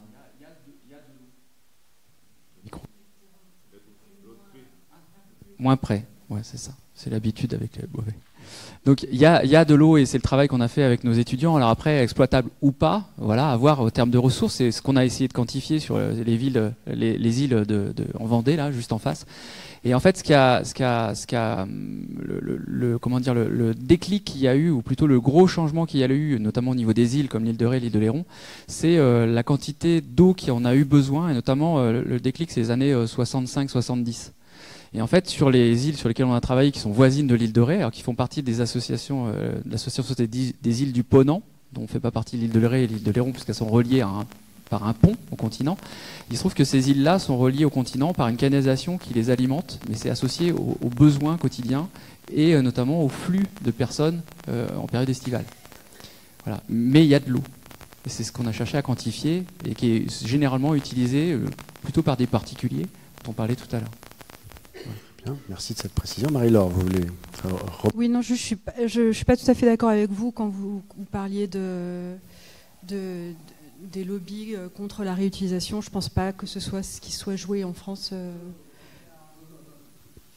Moi, je pense pas. Je pense il semblerait qu'il y ait un certain scepticisme qui s'exprime dans la salle. Non. Prenez le micro, monsieur, madame. Je ne sais pas, j'ai entendu. Au contraire, c'est des opportunités de développement. Je pense que c'est pas du tout quelque chose qui dérange. Peut-être quand même l'agriculture. Enfin, l'idée est que l'agriculture productiviste, notamment, n'a pas envie de passer au goutte à goutte. A priori, sans être. Je parlais spécifiquement de la réutilisation là. Ah oui, de la réutilisation des eaux. D'accord. Vous voulez un mot ? Je peux rajouter un mot sur le système français de l'eau. Effectivement, vous avez dit que c'est un système assez exemplaire. Il faut relativiser. Hein. Moi, j'ai travaillé à Bruxelles. Les Français ont tendance à dire qu'on a le meilleur système du monde, organisation du monde. Quand on travaille dans les organisations internationales, on relativise quand même. Les agences de l'eau, c'est bien. J'ai travaillé personnellement une dizaine d'années. Mais elles n'ont pas de pouvoir réglementaire. Donc ça limite leurs compétences. Et puis, il y en a qui payent plus que d'autres, notamment les particuliers. Quand vous avez une nappe d'eau polluée par des pesticides, quand il faut la dépolluer pour faire de l'eau potable, c'est le particulier qui paye, c'est pas le pollueur. Qu'est-ce que je voulais dire là-dessus ? Oui, vous avez aussi le monde agricole qui est surreprésenté dans le comité de bassin qui décide des actions à engager. Donc c'est un bon système, mais avec certaines dérives quand même. Merci de ce témoignage. Y a-t-il d'autres questions ? Tout là-bas au bout. Ah, monsieur. Ah bah, monsieur à côté, on va faire la loi de proximité alors. On ne vous oublie pas. Yvon Gervaise. Je suis très content de tous les exposés qui ont eu lieu. Je salue bien sûr Michael Goujon, avec qui j'ai travaillé dans mon passé professionnel. Je suis un directeur de laboratoire d'une organisation qui est répartie dans le monde entier et qui est née à l'origine à Rouen, s'agissant de SGS, qui est le leader mondial du contrôle et de la certification. Alors, je suis réjoui de voir dans les propos notamment de Michael les travaux qu'ils font, et s'il s'agit d'une école d'ingénieurs, sur la modélisation. Il nous a précisé d'ailleurs que pour son doctorat, il y avait de la modélisation concernant les nitrates. Donc ma question aujourd'hui, c'est complément d'information, et je crois beaucoup, et je suis passionné par l'intelligence artificielle, les modèles prédictifs, et au moment où le débat de l'eau a une certaine acuité, où on en est dans tous ces modèles prédictifs, et l'usage notamment des réseaux de neurones, par exemple, pour prévoir l'avenir, le construire avec la communauté générale et celle des ingénieurs en particulier en matière d'intelligence artificielle. Ouais, alors par rapport à la géologie, l'hydrogéologie, hein, tout ce qui est, alors, Valérie le disait en introduction, on a fait une place de plus en plus belle au numérique appliqué aux géosciences d'une manière générale. Après, dans l'hydrogéologie, alors c'est vrai qu'il y a l'outil que j'ai utilisé à l'époque, voilà, qui a beaucoup évolué par rapport à ça. On s'en sert majoritairement pour comment dire, la compréhension d'aquifères ou de nappes localement, notamment par rapport à une situation dégradée, par rapport à une pollution, par rapport à une compréhension des captages, voilà, qu'il faut protéger, et on en est là. Ce qu'il faut avoir en tête, c'est par rapport à l'intelligence artificielle et ainsi de suite. Donc là, on en est au tout début. Et ce qu'il faut aussi avoir en tête, c'est que le géologue ou l'hydrogéologue, avant tout, c'est un vieil homme de terrain, voilà, avec la caricature de la moustache, de la boussole et de son marteau. Voilà. Et donc c'est quelque chose qui se développe à grands pas et pour lequel moi, j'ai pas eu la chance ou l'opportunité ou le temps parfois de me pencher. Mais en tout cas, ça vient à grands pas. Au-delà de ça, je réfléchissais tout à l'heure et voilà, on arrive tous les quatre d'horizons assez différents. De toute façon, on s'en sortira, quel que soit le moyen, que si on a une vision globale de la chose et que si on gère ça à grande échelle. On est bientôt 9 ou 10 milliards, voilà, avec des pays qui émergent et qui ont des besoins aussi. L'Inde aussi, oui. Premier pays du monde maintenant, là, officiellement. Ils ont un train de vie qui s'améliore, qui augmente et qui nécessite. Donc voilà, je ne sais pas si je réponds bien à la question, mais en tout cas par rapport à ça, vous avez soutenu l'intelligence naturelle, c'est ça, face à l'intelligence artificielle, si je résume un peu. Ne pas oublier l'intelligence naturelle, c'est ça.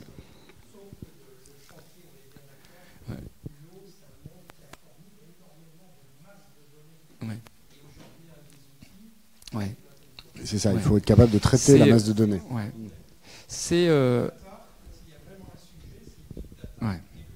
on travaille aussi sur des projets avec des entreprises parce que finalement, alors on parlait d'HPC Envirotech tout à l'heure avec notre connaissance commune Franck Carr qui est mon ancien PDG, jusqu'à donc je suis parti d'HPC il y a 6 ans. On a commencé à se poser la question de la valorisation des données il y a à peu près 4 ans. Bah oui, voilà. Avant, c'était un lot. Ouais. Papier. En fait, vous avez des tas de données, mais personne n'avait vraiment songé à en faire quoi que ce soit. Un groupe d'une quinzaine d'étudiants, voilà.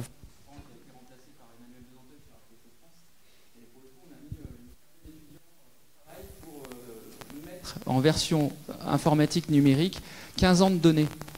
Et donc il a fallu qu'ils récupèrent tous les classeurs. Ça en dit long sur ce que vous disiez, Esther. C'est-à-dire que Esther, on a eu cette discussion. Esther dit en fait il y a énormément de données sur l'eau. C'est simplement que jusqu'ici, grosso modo, on s'intéressait pas beaucoup. Elles sont fouillies, non mais c'est incroyable. On est vraiment au début d'un chantier qui est rationalisation.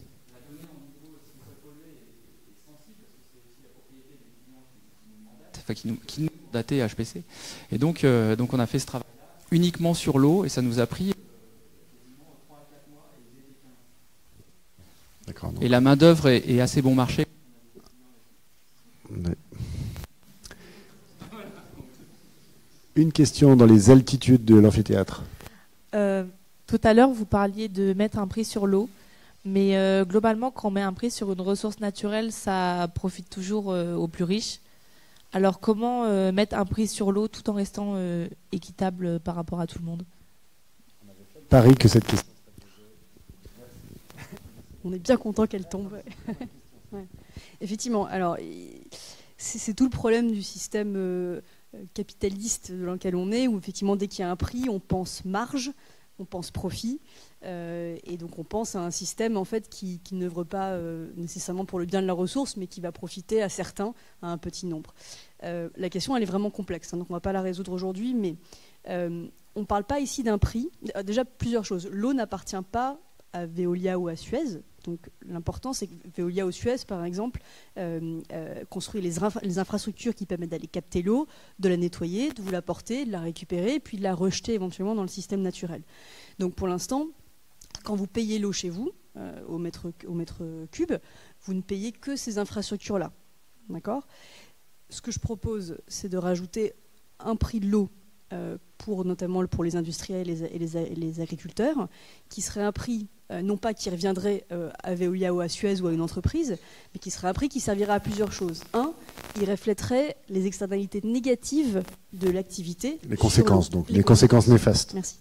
Donc du coup, donc ça veut dire que si vous polluez beaucoup, jusqu'aujourd'hui vous payez pour nettoyer votre eau, mais si vous polluez vraiment beaucoup, et on se rend compte que les conséquences de votre usine, elles sont vraiment néfastes, et ben on vous taxe pour ça, et cet argent-là, il va servir notamment à nettoyer, etc. Ça, c'est la première chose. Deuxième chose, cet argent, il va servir potentiellement à nettoyer l'ensemble du système, à investir dans des meilleures infrastructures, notamment pour limiter les fuites. On n'en a pas parlé, mais on perd énormément d'eau à travers nos infrastructures. Et puis troisième chose, encore une fois, quand vous mettez un prix, quand vous travaillez dans une grande entreprise et que vous avez votre ligne, vous avez votre colonne profit, votre colonne coût et que vous voyez tout ce que ça vous coûte, je peux vous dire que vous faites vraiment des efforts en disant tiens, est-ce que je pourrais pas utiliser 30% en eau en moins vu que ça me coûte tant à la fin du mois. Et c'est ce genre d'incitation qu'on veut donner. Pourquoi est-ce que vous dites pas, plutôt que de dire il faut mettre un prix à l'eau qui effectivement nous tous spontanément français, en tout cas nous hérissent un peu en disant oh là là on va commencer, parce que vous avez dit c'est ce qu'on fait sur le pétrole, bon l'exemple du pétrole est quand même pas génial, enfin, en termes de guerre pour les ressources pétrolifères, ça donne pas tellement envie que ce soit l'eau qui vienne faire ça au XXIe siècle, mais pourquoi vous dites pas simplement il faut des taxes sur l'eau? Parce qu'en fait c'est des taxes dont vous parlez. C'est des taxes. En fait, j'ai peur de me prononcer sur un terme ou un autre parce que je réfléchis aussi beaucoup en termes internationaux. Et quand on parle de taxes en France, ça veut dire quelque chose de très spécifique. Ça veut dire autre chose aux États-Unis, ça veut dire autre chose en Israël. C'est vrai qu'en Israël, par exemple, ils sont très très forts pour utiliser la moindre goutte d'eau. Et elle a un prix parce qu'elle reflète en fait toutes les conséquences qu'on peut avoir dessus. L'eau est complètement gratuite. La nature nous rend un service en nous la donnant et nous, on la prend n'importe comment et on la rejette n'importe comment. Donc il faut trouver une solution et malheureusement aujourd'hui dans notre système capitaliste, mettre un coût à quelque chose nous influe sur notre comportement. Attention, je ne parle pas d'un système boursier, je ne dis pas que l'eau doit devenir un produit marchand qu'on pourrait échanger, je ne peux pas vous acheter vos crédits eau. Vous me dites que le mois prochain, vous allez prendre 2 douches en moins. Je vous les achète comme ça, moi je peux en prendre 2 en plus ou je peux prendre un bain. C'est pas ça du tout le système. Donc il faut faire attention. La comparaison avec le carbone ici est compliquée.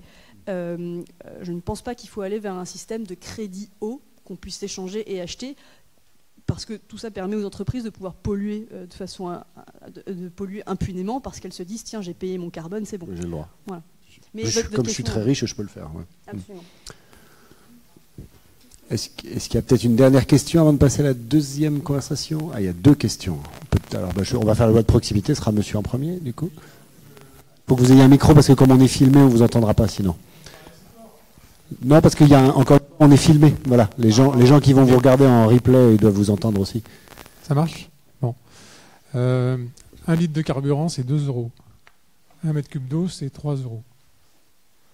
Quel sera le prix de l'eau en 2049?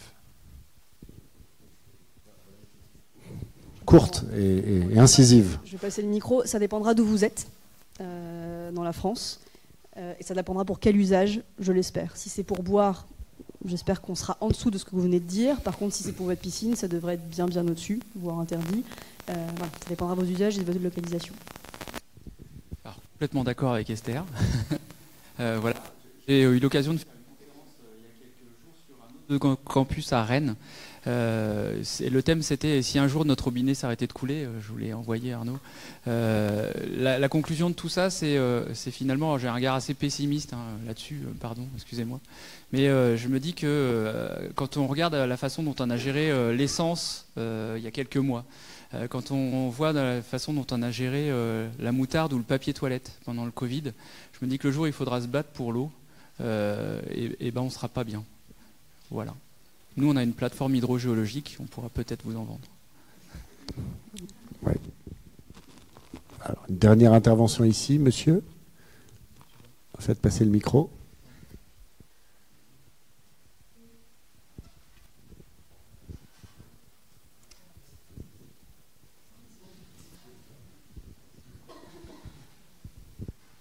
Bonjour, Ange Djegan Uni-la-Salle.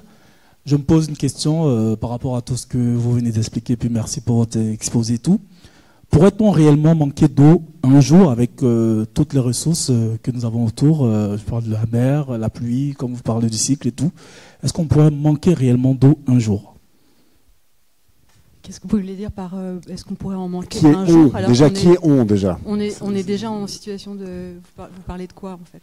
Parce qu'on manque déjà d'eau. Enfin, pardon. Manquer d'eau à boire, vous voulez dire? Oui, manquer d'eau à boire, manquer d'eau pour l'utilisation et tout, puisque apparemment certains pourraient se battre pour de l'eau. Est-ce qu'on pourrait y manquer véritablement un jour? On pourrait se dire, on pourrait arriver un jour à se dire, on n'a plus d'eau. C'est le fameux robinet vide dont parlait Michael Goujon, dont il a parlé à Rennes, en plus, qui n'est pas forcément la ville qu'on imagine la plus. De toute façon, c'est simple, il suffit de regarder les prédictions, les scénarios du GIEC sur le climat. C'est aussi simple que ça. Hein. C'est que à la fin du siècle, on va avoir un climat qui n'aura absolument plus rien à voir avec ce qu'on a aujourd'hui. L'Espagne va être complètement désertifiée. Ils vont avoir un problème énorme. Et nous, en France, on va avoir un climat qui va beaucoup se réchauffer. Et, donc oui, et voilà, je sais pas. Allez-y, Esther. De toute façon, c'est extrêmement lié au climat, bien sûr, à l'évolution du climat et aussi au réservoir même qu'il y a sous les pieds de chacun. La géologie ou l'hydrogéologie, en fonction d'où vous vous trouvez dans le monde, elle est extrêmement différente. Il y a des pays qui souffrent déjà de ça. Voilà, alors on en parlait avec Arnaud il y a quelques jours. Alors j'espère que c'était un poisson d'avril, mais il y a sur LinkedIn et tous les réseaux, tout un tas de réseaux, il parlait d'échanger par le biais de tankers de l'eau potable ou de l'eau douce contre du pétrole, quoi. Donc, si on en est vraiment arrivé là, j'espère que c'était un poisson d'avril, franchement, parce que voilà. Mais voilà, ça dépend d'où on est. Pour ajouter à l'ironie du sort, c'est qu'en fait, on a assez d'eau sur Terre pour tous nos usages, pour produire à manger, des biens et puis en boire. Je rappelle qu'on perd 30% de l'eau à l'échelle de la planète chaque année, on la gaspille, et on gaspille aussi 30% de ce qu'on mange. Donc, encore une fois, il y a plein d'eau dans ce que vous mangez, donc vous gaspillez encore plus d'eau. Donc, dans le fond, il y a tout ce qu'il faut pour qu'on ne meure pas de soif et qu'on produise tout ce qu'il faut. C'est juste qu'on l'utilise mal, c'est triste. Et donc, voilà. C'est pour ça qu'il faut absolument qu'on fasse des choses sur tous les points de vue. Et vous êtes tous des acteurs dans votre quotidien là-dessus. Merci. Merci à tous les trois. Merci beaucoup.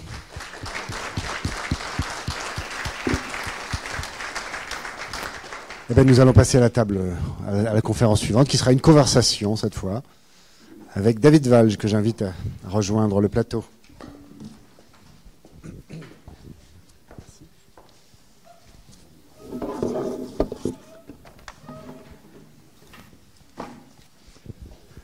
David Walge.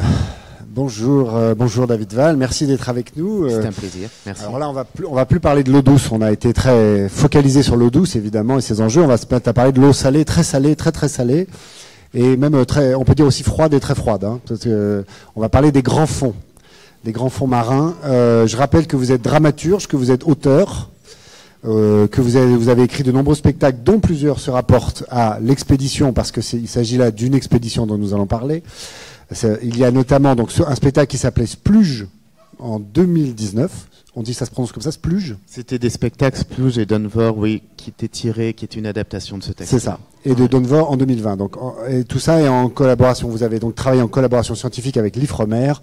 L'IFREMER, ça veut dire l'Institut français de recherche pour l'exploitation de la mer. Donc, effectivement, on va évoquer avec vous un très beau récit. Est-ce que vous en avez un exemplaire? Vous avez un exemplaire du livre avec vous ou pas? Zut, on a oublié de l'amener. Un très beau récit que vous avez écrit, dont vous êtes l'auteur, et qui s'appelle La vie profonde, voilà, et qui a été publié il y a une dizaine de jours aux éditions Artaud. Exact. Voilà. Il y a un prix, mais c'est pas grave. C'est le prix dessus, c'est pas grave. Oui. Hop, il est le prix. Voilà. Ah, il est là. Bah oui, bien sûr, on n'a pas besoin de le montrer. Merci, Marie. Oui. Bah oui, on voit pas ce qui se passe au-dessus de nous. Alors dites-nous un mot de cette expédition, parce que donc La vie profonde parle de deux expéditions plus exactement, mais il y en a une qui prend deux mouvements d'une seule expédition. Voilà, c'est une grande expédition. Oui. Vous êtes, donc on l'a dit, dramaturge écrivain. Qu'est-ce que vous êtes, comment vous vous êtes retrouvé à explorer les fonds marins, et des fonds marins vraiment qui sont inédits, quoi, des fonds marins incroyablement inconnus. Les sources hydrothermales, qui sont des oasis situées dans des zones très profondes de l'océan, situées sur les dorsales océaniques, c'est-à-dire les zones de faille qui partagent l'océan Atlantique en deux parties. On est à combien là de on est là, le site principal Lucky Strike, c'est 1700 mètres, et Menezguez, l'autre qu'on a fait au retour, 1800 mètres. C'est pas à proprement parler la zone abyssale, puisque scientifiquement parlant, la zone abyssale commence à moins 4000, mais littérairement, puisque je suis écrivain et je ne suis pas scientifique de profession, on peut parler des abysses au sens littéraire, c'est-à-dire des zones très froides, sans lumière, avec des pressions très fortes, qui ressemblent comme de gouttes d'eau aux zones abyssales de 4000. C'était une vraie surprise pour moi de participer à cette exploration qui fait partie des expéditions, des derniers territoires inexplorés de notre pays. Donc c'est extraordinaire de pouvoir intégrer une expédition pareille à bord d'un navire océanographique fabuleux déjà, qui s'appelle le Pourquoi pas. Si j'ai participé à cette expédition, c'est grâce à à l'idée un peu farfelue de deux scientifiques d'Ifremer, Pierre-Marie Saradin et José Sarrazin. Le premier est chimiste marin, responsable de l'unité de recherche écologique et biologie des écosystèmes marins profonds. La deuxième, José, est chercheuse en écologie benthique. Benthique, c'est ce qui signifie qui vit au fond. Oui, on apprend ce mot, le benthos. Le benthos, c'est l'ensemble de la faune vraiment profonde, quoi, sous-marine, mais profonde. Très très profonde, en fait, qui est collée au plancher océanique. Et ces deux scientifiques, donc chimistes et biologistes, avaient envie que prennent part à cette expédition des artistes, afin que nous puissions parler au public des enjeux touchant à ces environnements marins profonds, qui, comme vous le savez, sont à la fois en ce moment en train d'être découverts, en train d'être inventoriés. Très peu, hein, on connaît très peu ces endroits-là, mais qui commencent et qui attirent. Qui attire depuis quelque temps déjà l'avidité de l'homme, parce qu'ils sont riches en ressources minérales et minières. Qu'est-ce qu'il y a là-dessous, a priori? Il y a énormément de choses. Mais approximativement, qu'est-ce qu'on pourrait y trouver qui existe dans les appétits? On sait qu'il s'en trouve, on ignore la quantité en revanche. Il y a du cobalt, il y a du zinc, il y a du lithium, il y a du cuivre, il y a du fer, il y a les fameux nodules polymétalliques, et il y a trois types de ressources dans les fonds sous-marins. Je suis pas du tout géologue ni scientifique, donc je parle vraiment sous...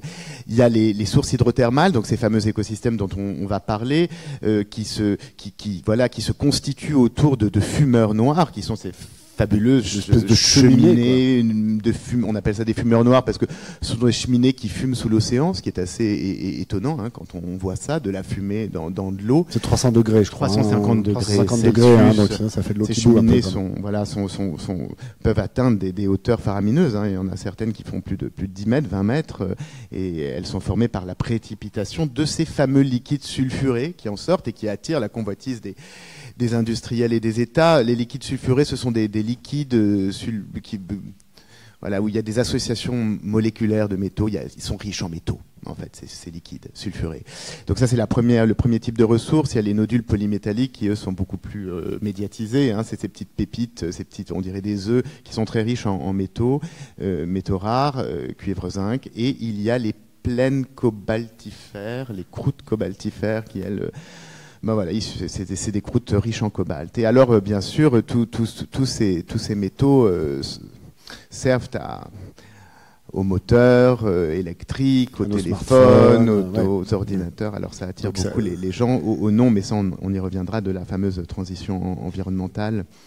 Mais ce qui est fou, c'est que donc vous accompagnez en tant qu'écrivain cette expédition, qui est une expédition à la fois scientifique pour aller mesurer. Une expédition scientifique qui observe un champ hydrothermal qui s'appelle Lucky Strike et qui étudie la faune sous l'angle de sa résilience. On est en 2017, on me demande, on demande à une compagnie de théâtre bretonne, le théâtre Piba, d'imaginer un spectacle, et le théâtre Piba me demande à moi, auteur, j'ai une autre compagnie, mais je travaille avec des scientifiques, des biologistes, je suis auteur associé à Océanopolis, et me demande de participer à cette expédition.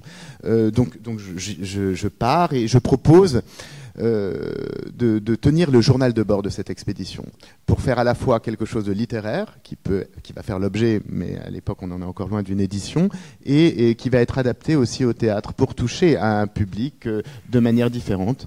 Et le projet va devenir un projet pilote de l'Ifremer. Et c'est ce qui explique ma présence à bord de ce navire. C'est la première fois qu'une expédition, je le dis parce que c'est vraiment un très bel exemple de transdisciplinarité entre les arts et les sciences, même si j'aime pas trop ce rapport art-science, parce que c'est devenu un projet pilote de l'Ifremer, et c'est la première fois qu'un écrivain chronique une expédition sur les sources hydrothermales.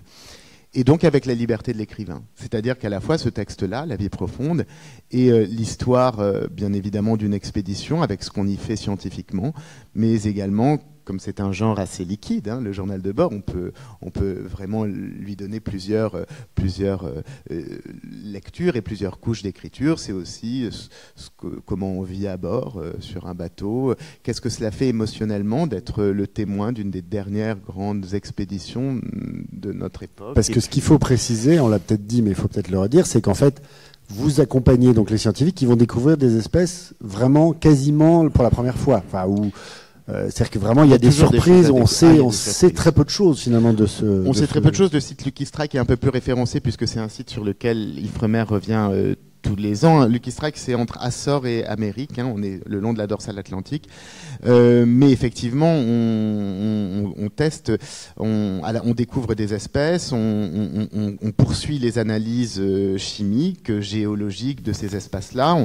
Vous savez, ces sources hydrothermales, c'est assez fascinant. C'est presque les sources de notre monde. Il y a des géothermistes et des chimistes qui travaillent sur ce bateau qui vous expliquent. Moi, c'est une découverte pour moi que c'est dans des environnements semblables à ceux-ci, un peu plus vers la Terre, vers la surface, qu'auraient pu naître les premières briques élémentaires de la vie, et que donc la vie serait peut-être made in Earth, et pas seulement venant de l'espace comme on le dit, et elle serait née dans des environnements similaires à ceux des sources hydrothermales. Donc quand on pénètre dans ces endroits-là, on est non seulement relié à un exemple extrêmement foudroyant et émotionnellement très fort d'élan créateur, d'élan vital, pour reprendre Bergson, voir la vie va s'adapter à des endroits, mais c'est un hommage à la vie, c'est extraordinaire.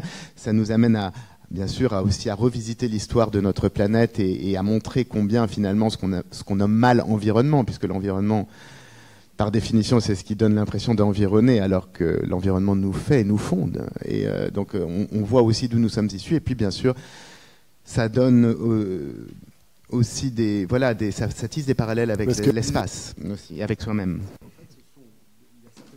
Ne voient jamais la lumière du jour. Enfin, la plupart des espèces dont vous parlez dans le livre ne voient jamais l'espèce du jour. Et certaines subissent des pressions qui sont celles d'un Airbus. C'est ça que vous dites? Toutes les espèces. Oui. Donc on parle de crevettes grosses à peu près comme mon pouce, quoi. Voilà, et qui subissent une pression à peu près équivalente à celle d'un Airbus. Un poisson de 10 cm à 1700 mètres sous l'eau va avoir sur son corps de 10 cm le poids d'un Airbus à 320. Je ne sais plus exactement. Je crois que c'est à 320.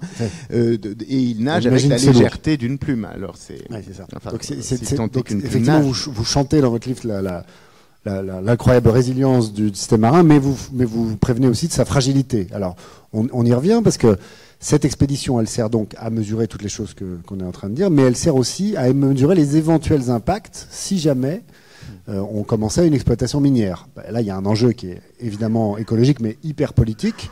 C'est que les chiffres qui vont être donnés par les scientifiques vont aussi permettre ou non d'entamer ou non une exploitation minière des fonds marins. C'est ça.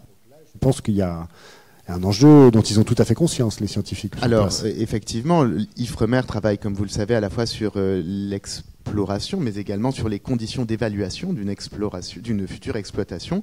Ce qui ne veut pas dire qu'elle accompagne l'exploitation, mais c'est qu'elle pose scientifiquement le pour et le contre d'une exploitation. En 2017, quand je monte à bord du Pourquoi pas, la question qui transperce le récit de part en part, et bien sûr toutes les consciences des scientifiques qui sont à bord, c'est qu'on est à peu près certain, hélas, et ça nous rend vraiment triste, on est à peu près certain, hélas, de la prochaine exploitation des écosystèmes marins profonds et des sources hydrothermales. On disait même à l'époque que les premiers permis avaient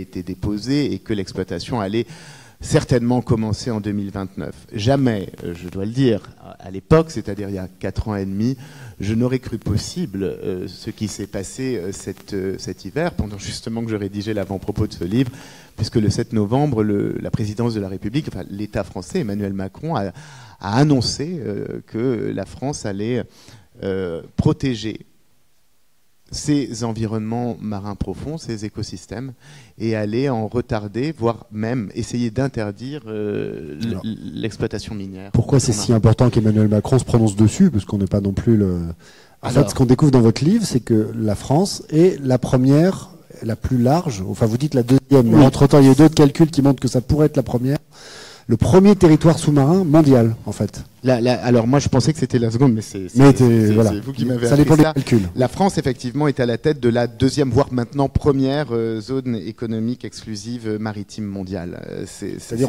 ça inclut tous les hectares qui se trouvent sous terre, sous la mer. Et tout à fait. Et en fait évidemment avec l'ensemble des îles qui composent le territoire français, en fait la France a plus de 11,6 millions de kilomètres carrés et ça fait le premier territoire mondial. C'est absolument gigantesque. Donc si la France se prononce contre l'exploitation de ses propres fonds, elle peut jouer un rôle d'exemple. Ça ne réglera pas le problème parce que dans l'océan tout communique et la France, qu'un pays seul interdise l'exploitation de ses environnements marins profonds, ça ne suffira pas bien sûr à sauver ces écosystèmes-là et aussi les autres écosystèmes. Enfin, notre écosystème, c'est le même et on serait très impacté par une exploitation. Enfin, d'après les études, elles le montrent de plus en plus en tout cas.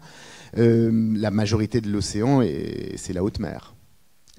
Et ça, c'est géré par l'AIFM, l'Autorité internationale des fonds marins.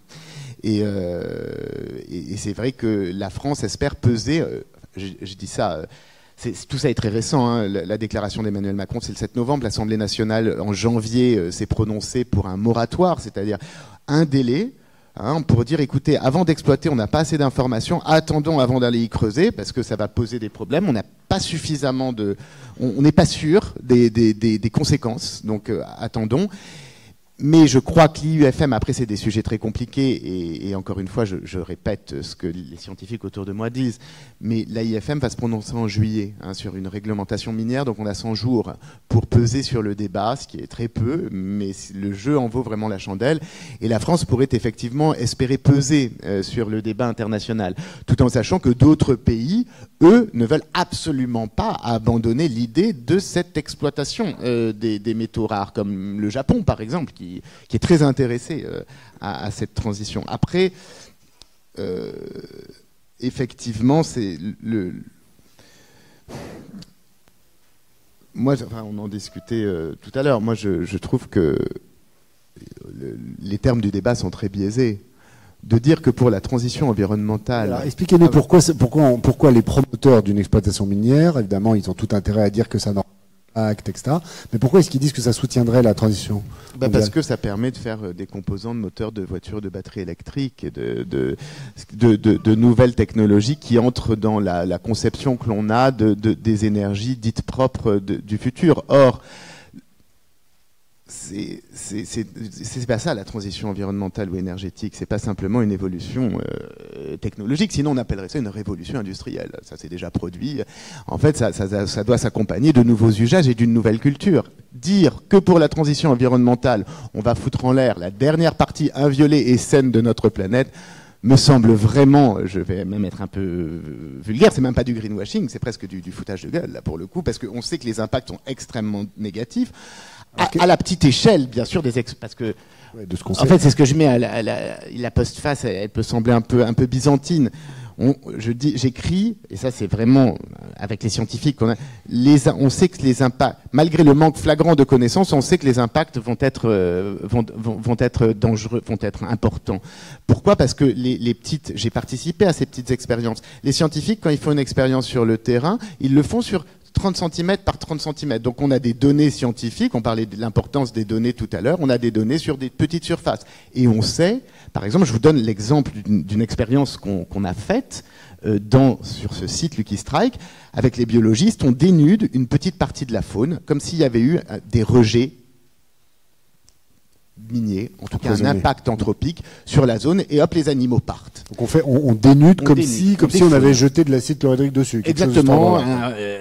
Comme c'est des équilibres très très stables et très très fragiles, il suffit que la composition chimique soit un peu désordonnée pour que ça ait un impact sur la faune. Donc voilà, là on a créé un désordre et la faune, on l'a retirée. J'ai parlé à José Sarrazin il y a 3 semaines, elle y est retournée sur les endroits que nous avions dénudés en 2017, en 2022. En 2022, les animaux n'étaient toujours pas revenus. C'est ça. Alors qu'on imagine qu'il y a quand même, ça grouille là-dessous de vie. Hein, mais... Donc là maintenant, on a la réponse, ça se résilie très mal. Après, c'est vrai que les industriels disent non mais vous n'avez fait ça que sur des toutes petites zones, donc c'est pas sérieux, c'est pas sérieux. Mais en vérité, c'est très sérieux. Et on sait que on sait surtout que l'exploitation minière terrestre, ce qu'elle a donné, donc l'exploitation minière oui, et puis protéger ces environnements marins profonds, c'est vraiment, ça nous permet d'inverser la balance. On passe notre vie à réparer, les environnements dégradés. Là, on pourrait protéger les environnements avant qu'ils soient dégradés. C'est quand même une bonne idée dans ce sens. Est-ce qu'il y a des questions, des remarques sur ce que vient de dire David? Monsieur, attendez, le micro arrive.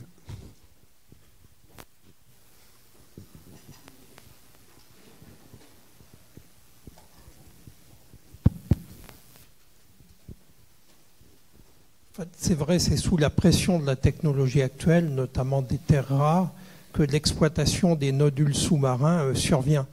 Il y a 20-30 ans, il y avait déjà des études au CEA, au Commissariat de l'énergie atomique, sur les nodules sous-marins. Bon, je pense que c'est la pression technologique de nouvelles technologies qui sont consommatrices de ces terres rares, de ces métaux. C'est une suite logique. Oui, c'est une suite logique, mais d'autres scientifiques vous diront que... Alors, d'autres scientifiques vous diront que la technologie, elle évolue très vite. Là, par exemple, j'entendais un scientifique sur France Culture dire il y a quelques mois que la recherche avance tellement vite que les batteries électriques d'aujourd'hui qui nécessitent ces fameux métaux rares, eh bien, le temps qu'on aille les chercher, parce qu'il faut savoir que c'est très coûteux et on ne sait même pas la quantité qu'il y a là-dessous, hein, ça reste... Les conditions d'évaluation sont encore à l'étude. Eh bien, les moteurs, les batteries pourraient changer. On travaille actuellement sur des batteries au sodium, par exemple. Et donc, vraiment, les questions qu'on peut se poser, c'est est-ce que le jeu en vaut la chandelle, même pour l'innovation technologique? On n'en est même plus très sûr à discuter avec certains scientifiques. Et encore une fois, l'innovation technologique, pour moi, mais c'est facile de le dire, et puis... la transition environnementale, c'est aussi un changement d'usage.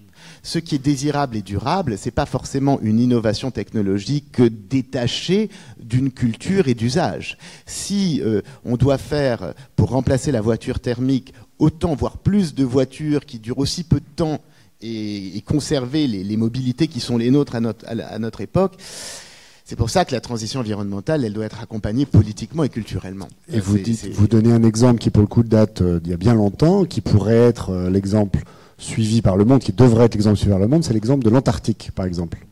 Parce qu'en fait, voilà, on se dit, de toute façon, l'humain ne sait que détruire, c'est rare qu'il sache ne pas détruire. Mais il y a quand même un exemple que vous donnez dans votre livre, qui est l'Antarctique. Alors, c'est ce qu'on appelle une terra nullius.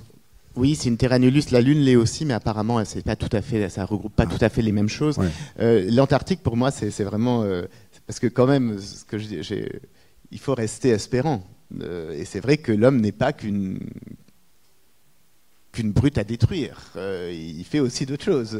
Et c'est même plutôt bien. Enfin, on a aussi les capacités de pouvoir inverser les choses et de n'être pas les victimes de notre propre raison, de notre propre fatalisme. Et l'Antarctique, il y a eu ce fameux traité de l'Antarctique, vous savez, quand quand l'Antarctique a été, voilà, on va dire, bien découvert, elle a été découverte parce qu'on a mis du temps à le découvrir. Et puis dans les années 50 du XXe siècle, on va signer, les nations vont se mettre d'accord pour signer ce fameux traité de l'Antarctique qui déclare la terre australe terra nullius, c'est-à-dire juridiquement une terre inoccupée et sans maître, et qu'il serait bon que cela reste ainsi, et que ce continent ne doit être réservé que pour des scientifiques.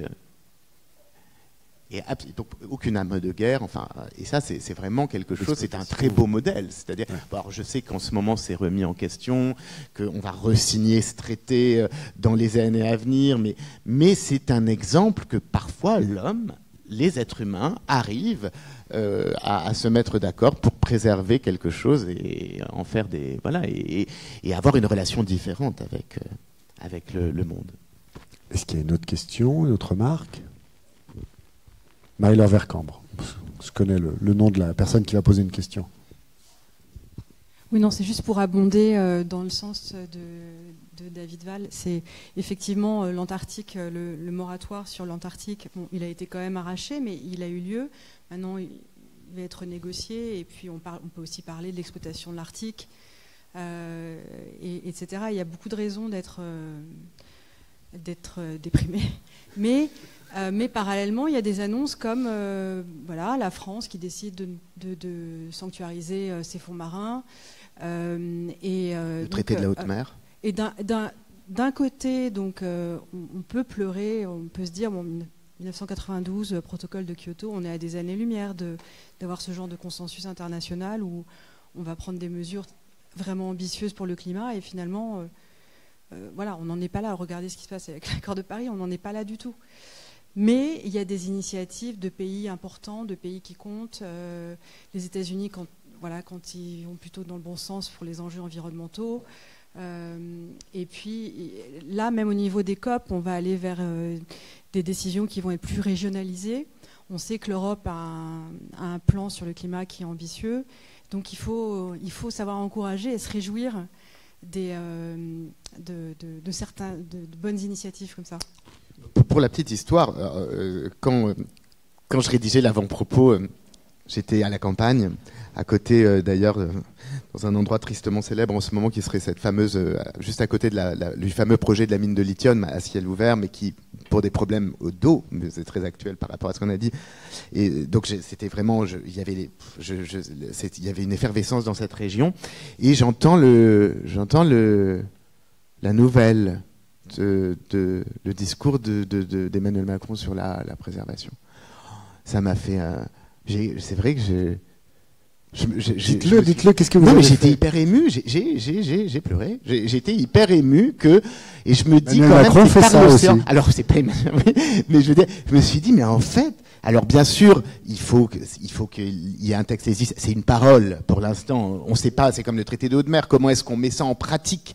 Mais je me suis dit, mais ça se trouve, c'est possible. Ça se trouve que peut-être que la révolution viendra de l'océan. En tout cas, moi, je le crois, parce que c'est vrai que là, sur l'océan, cette année, on a accumulé bien sûr, parmi les mauvaises nouvelles, on a quand même accumulé des bonnes nouvelles. Je veux dire, le traité de haute mer, les accords sur la biodiversité, sur les ressources génétiques. C'est quand même étonnant ce qui se passe cette année. Ça fait du bien, de temps en temps, de marquer une pause dans notre pessimisme et notre solastalgie. Voilà.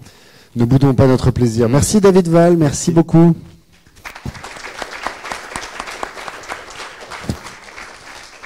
Et c'est donc la fin de cette conférence sur l'eau que vous pourrez retrouver sur le site de l'Obs, dans les pages de l'Obs déjà la semaine prochaine grâce à Thierry Noisette ici présent qui va en faire un compte-rendu circonstancié et sur le site de l'Obs parce que ça a été filmé, vous pourrez le voir. Merci à tous d'avoir été avec nous cet après-midi.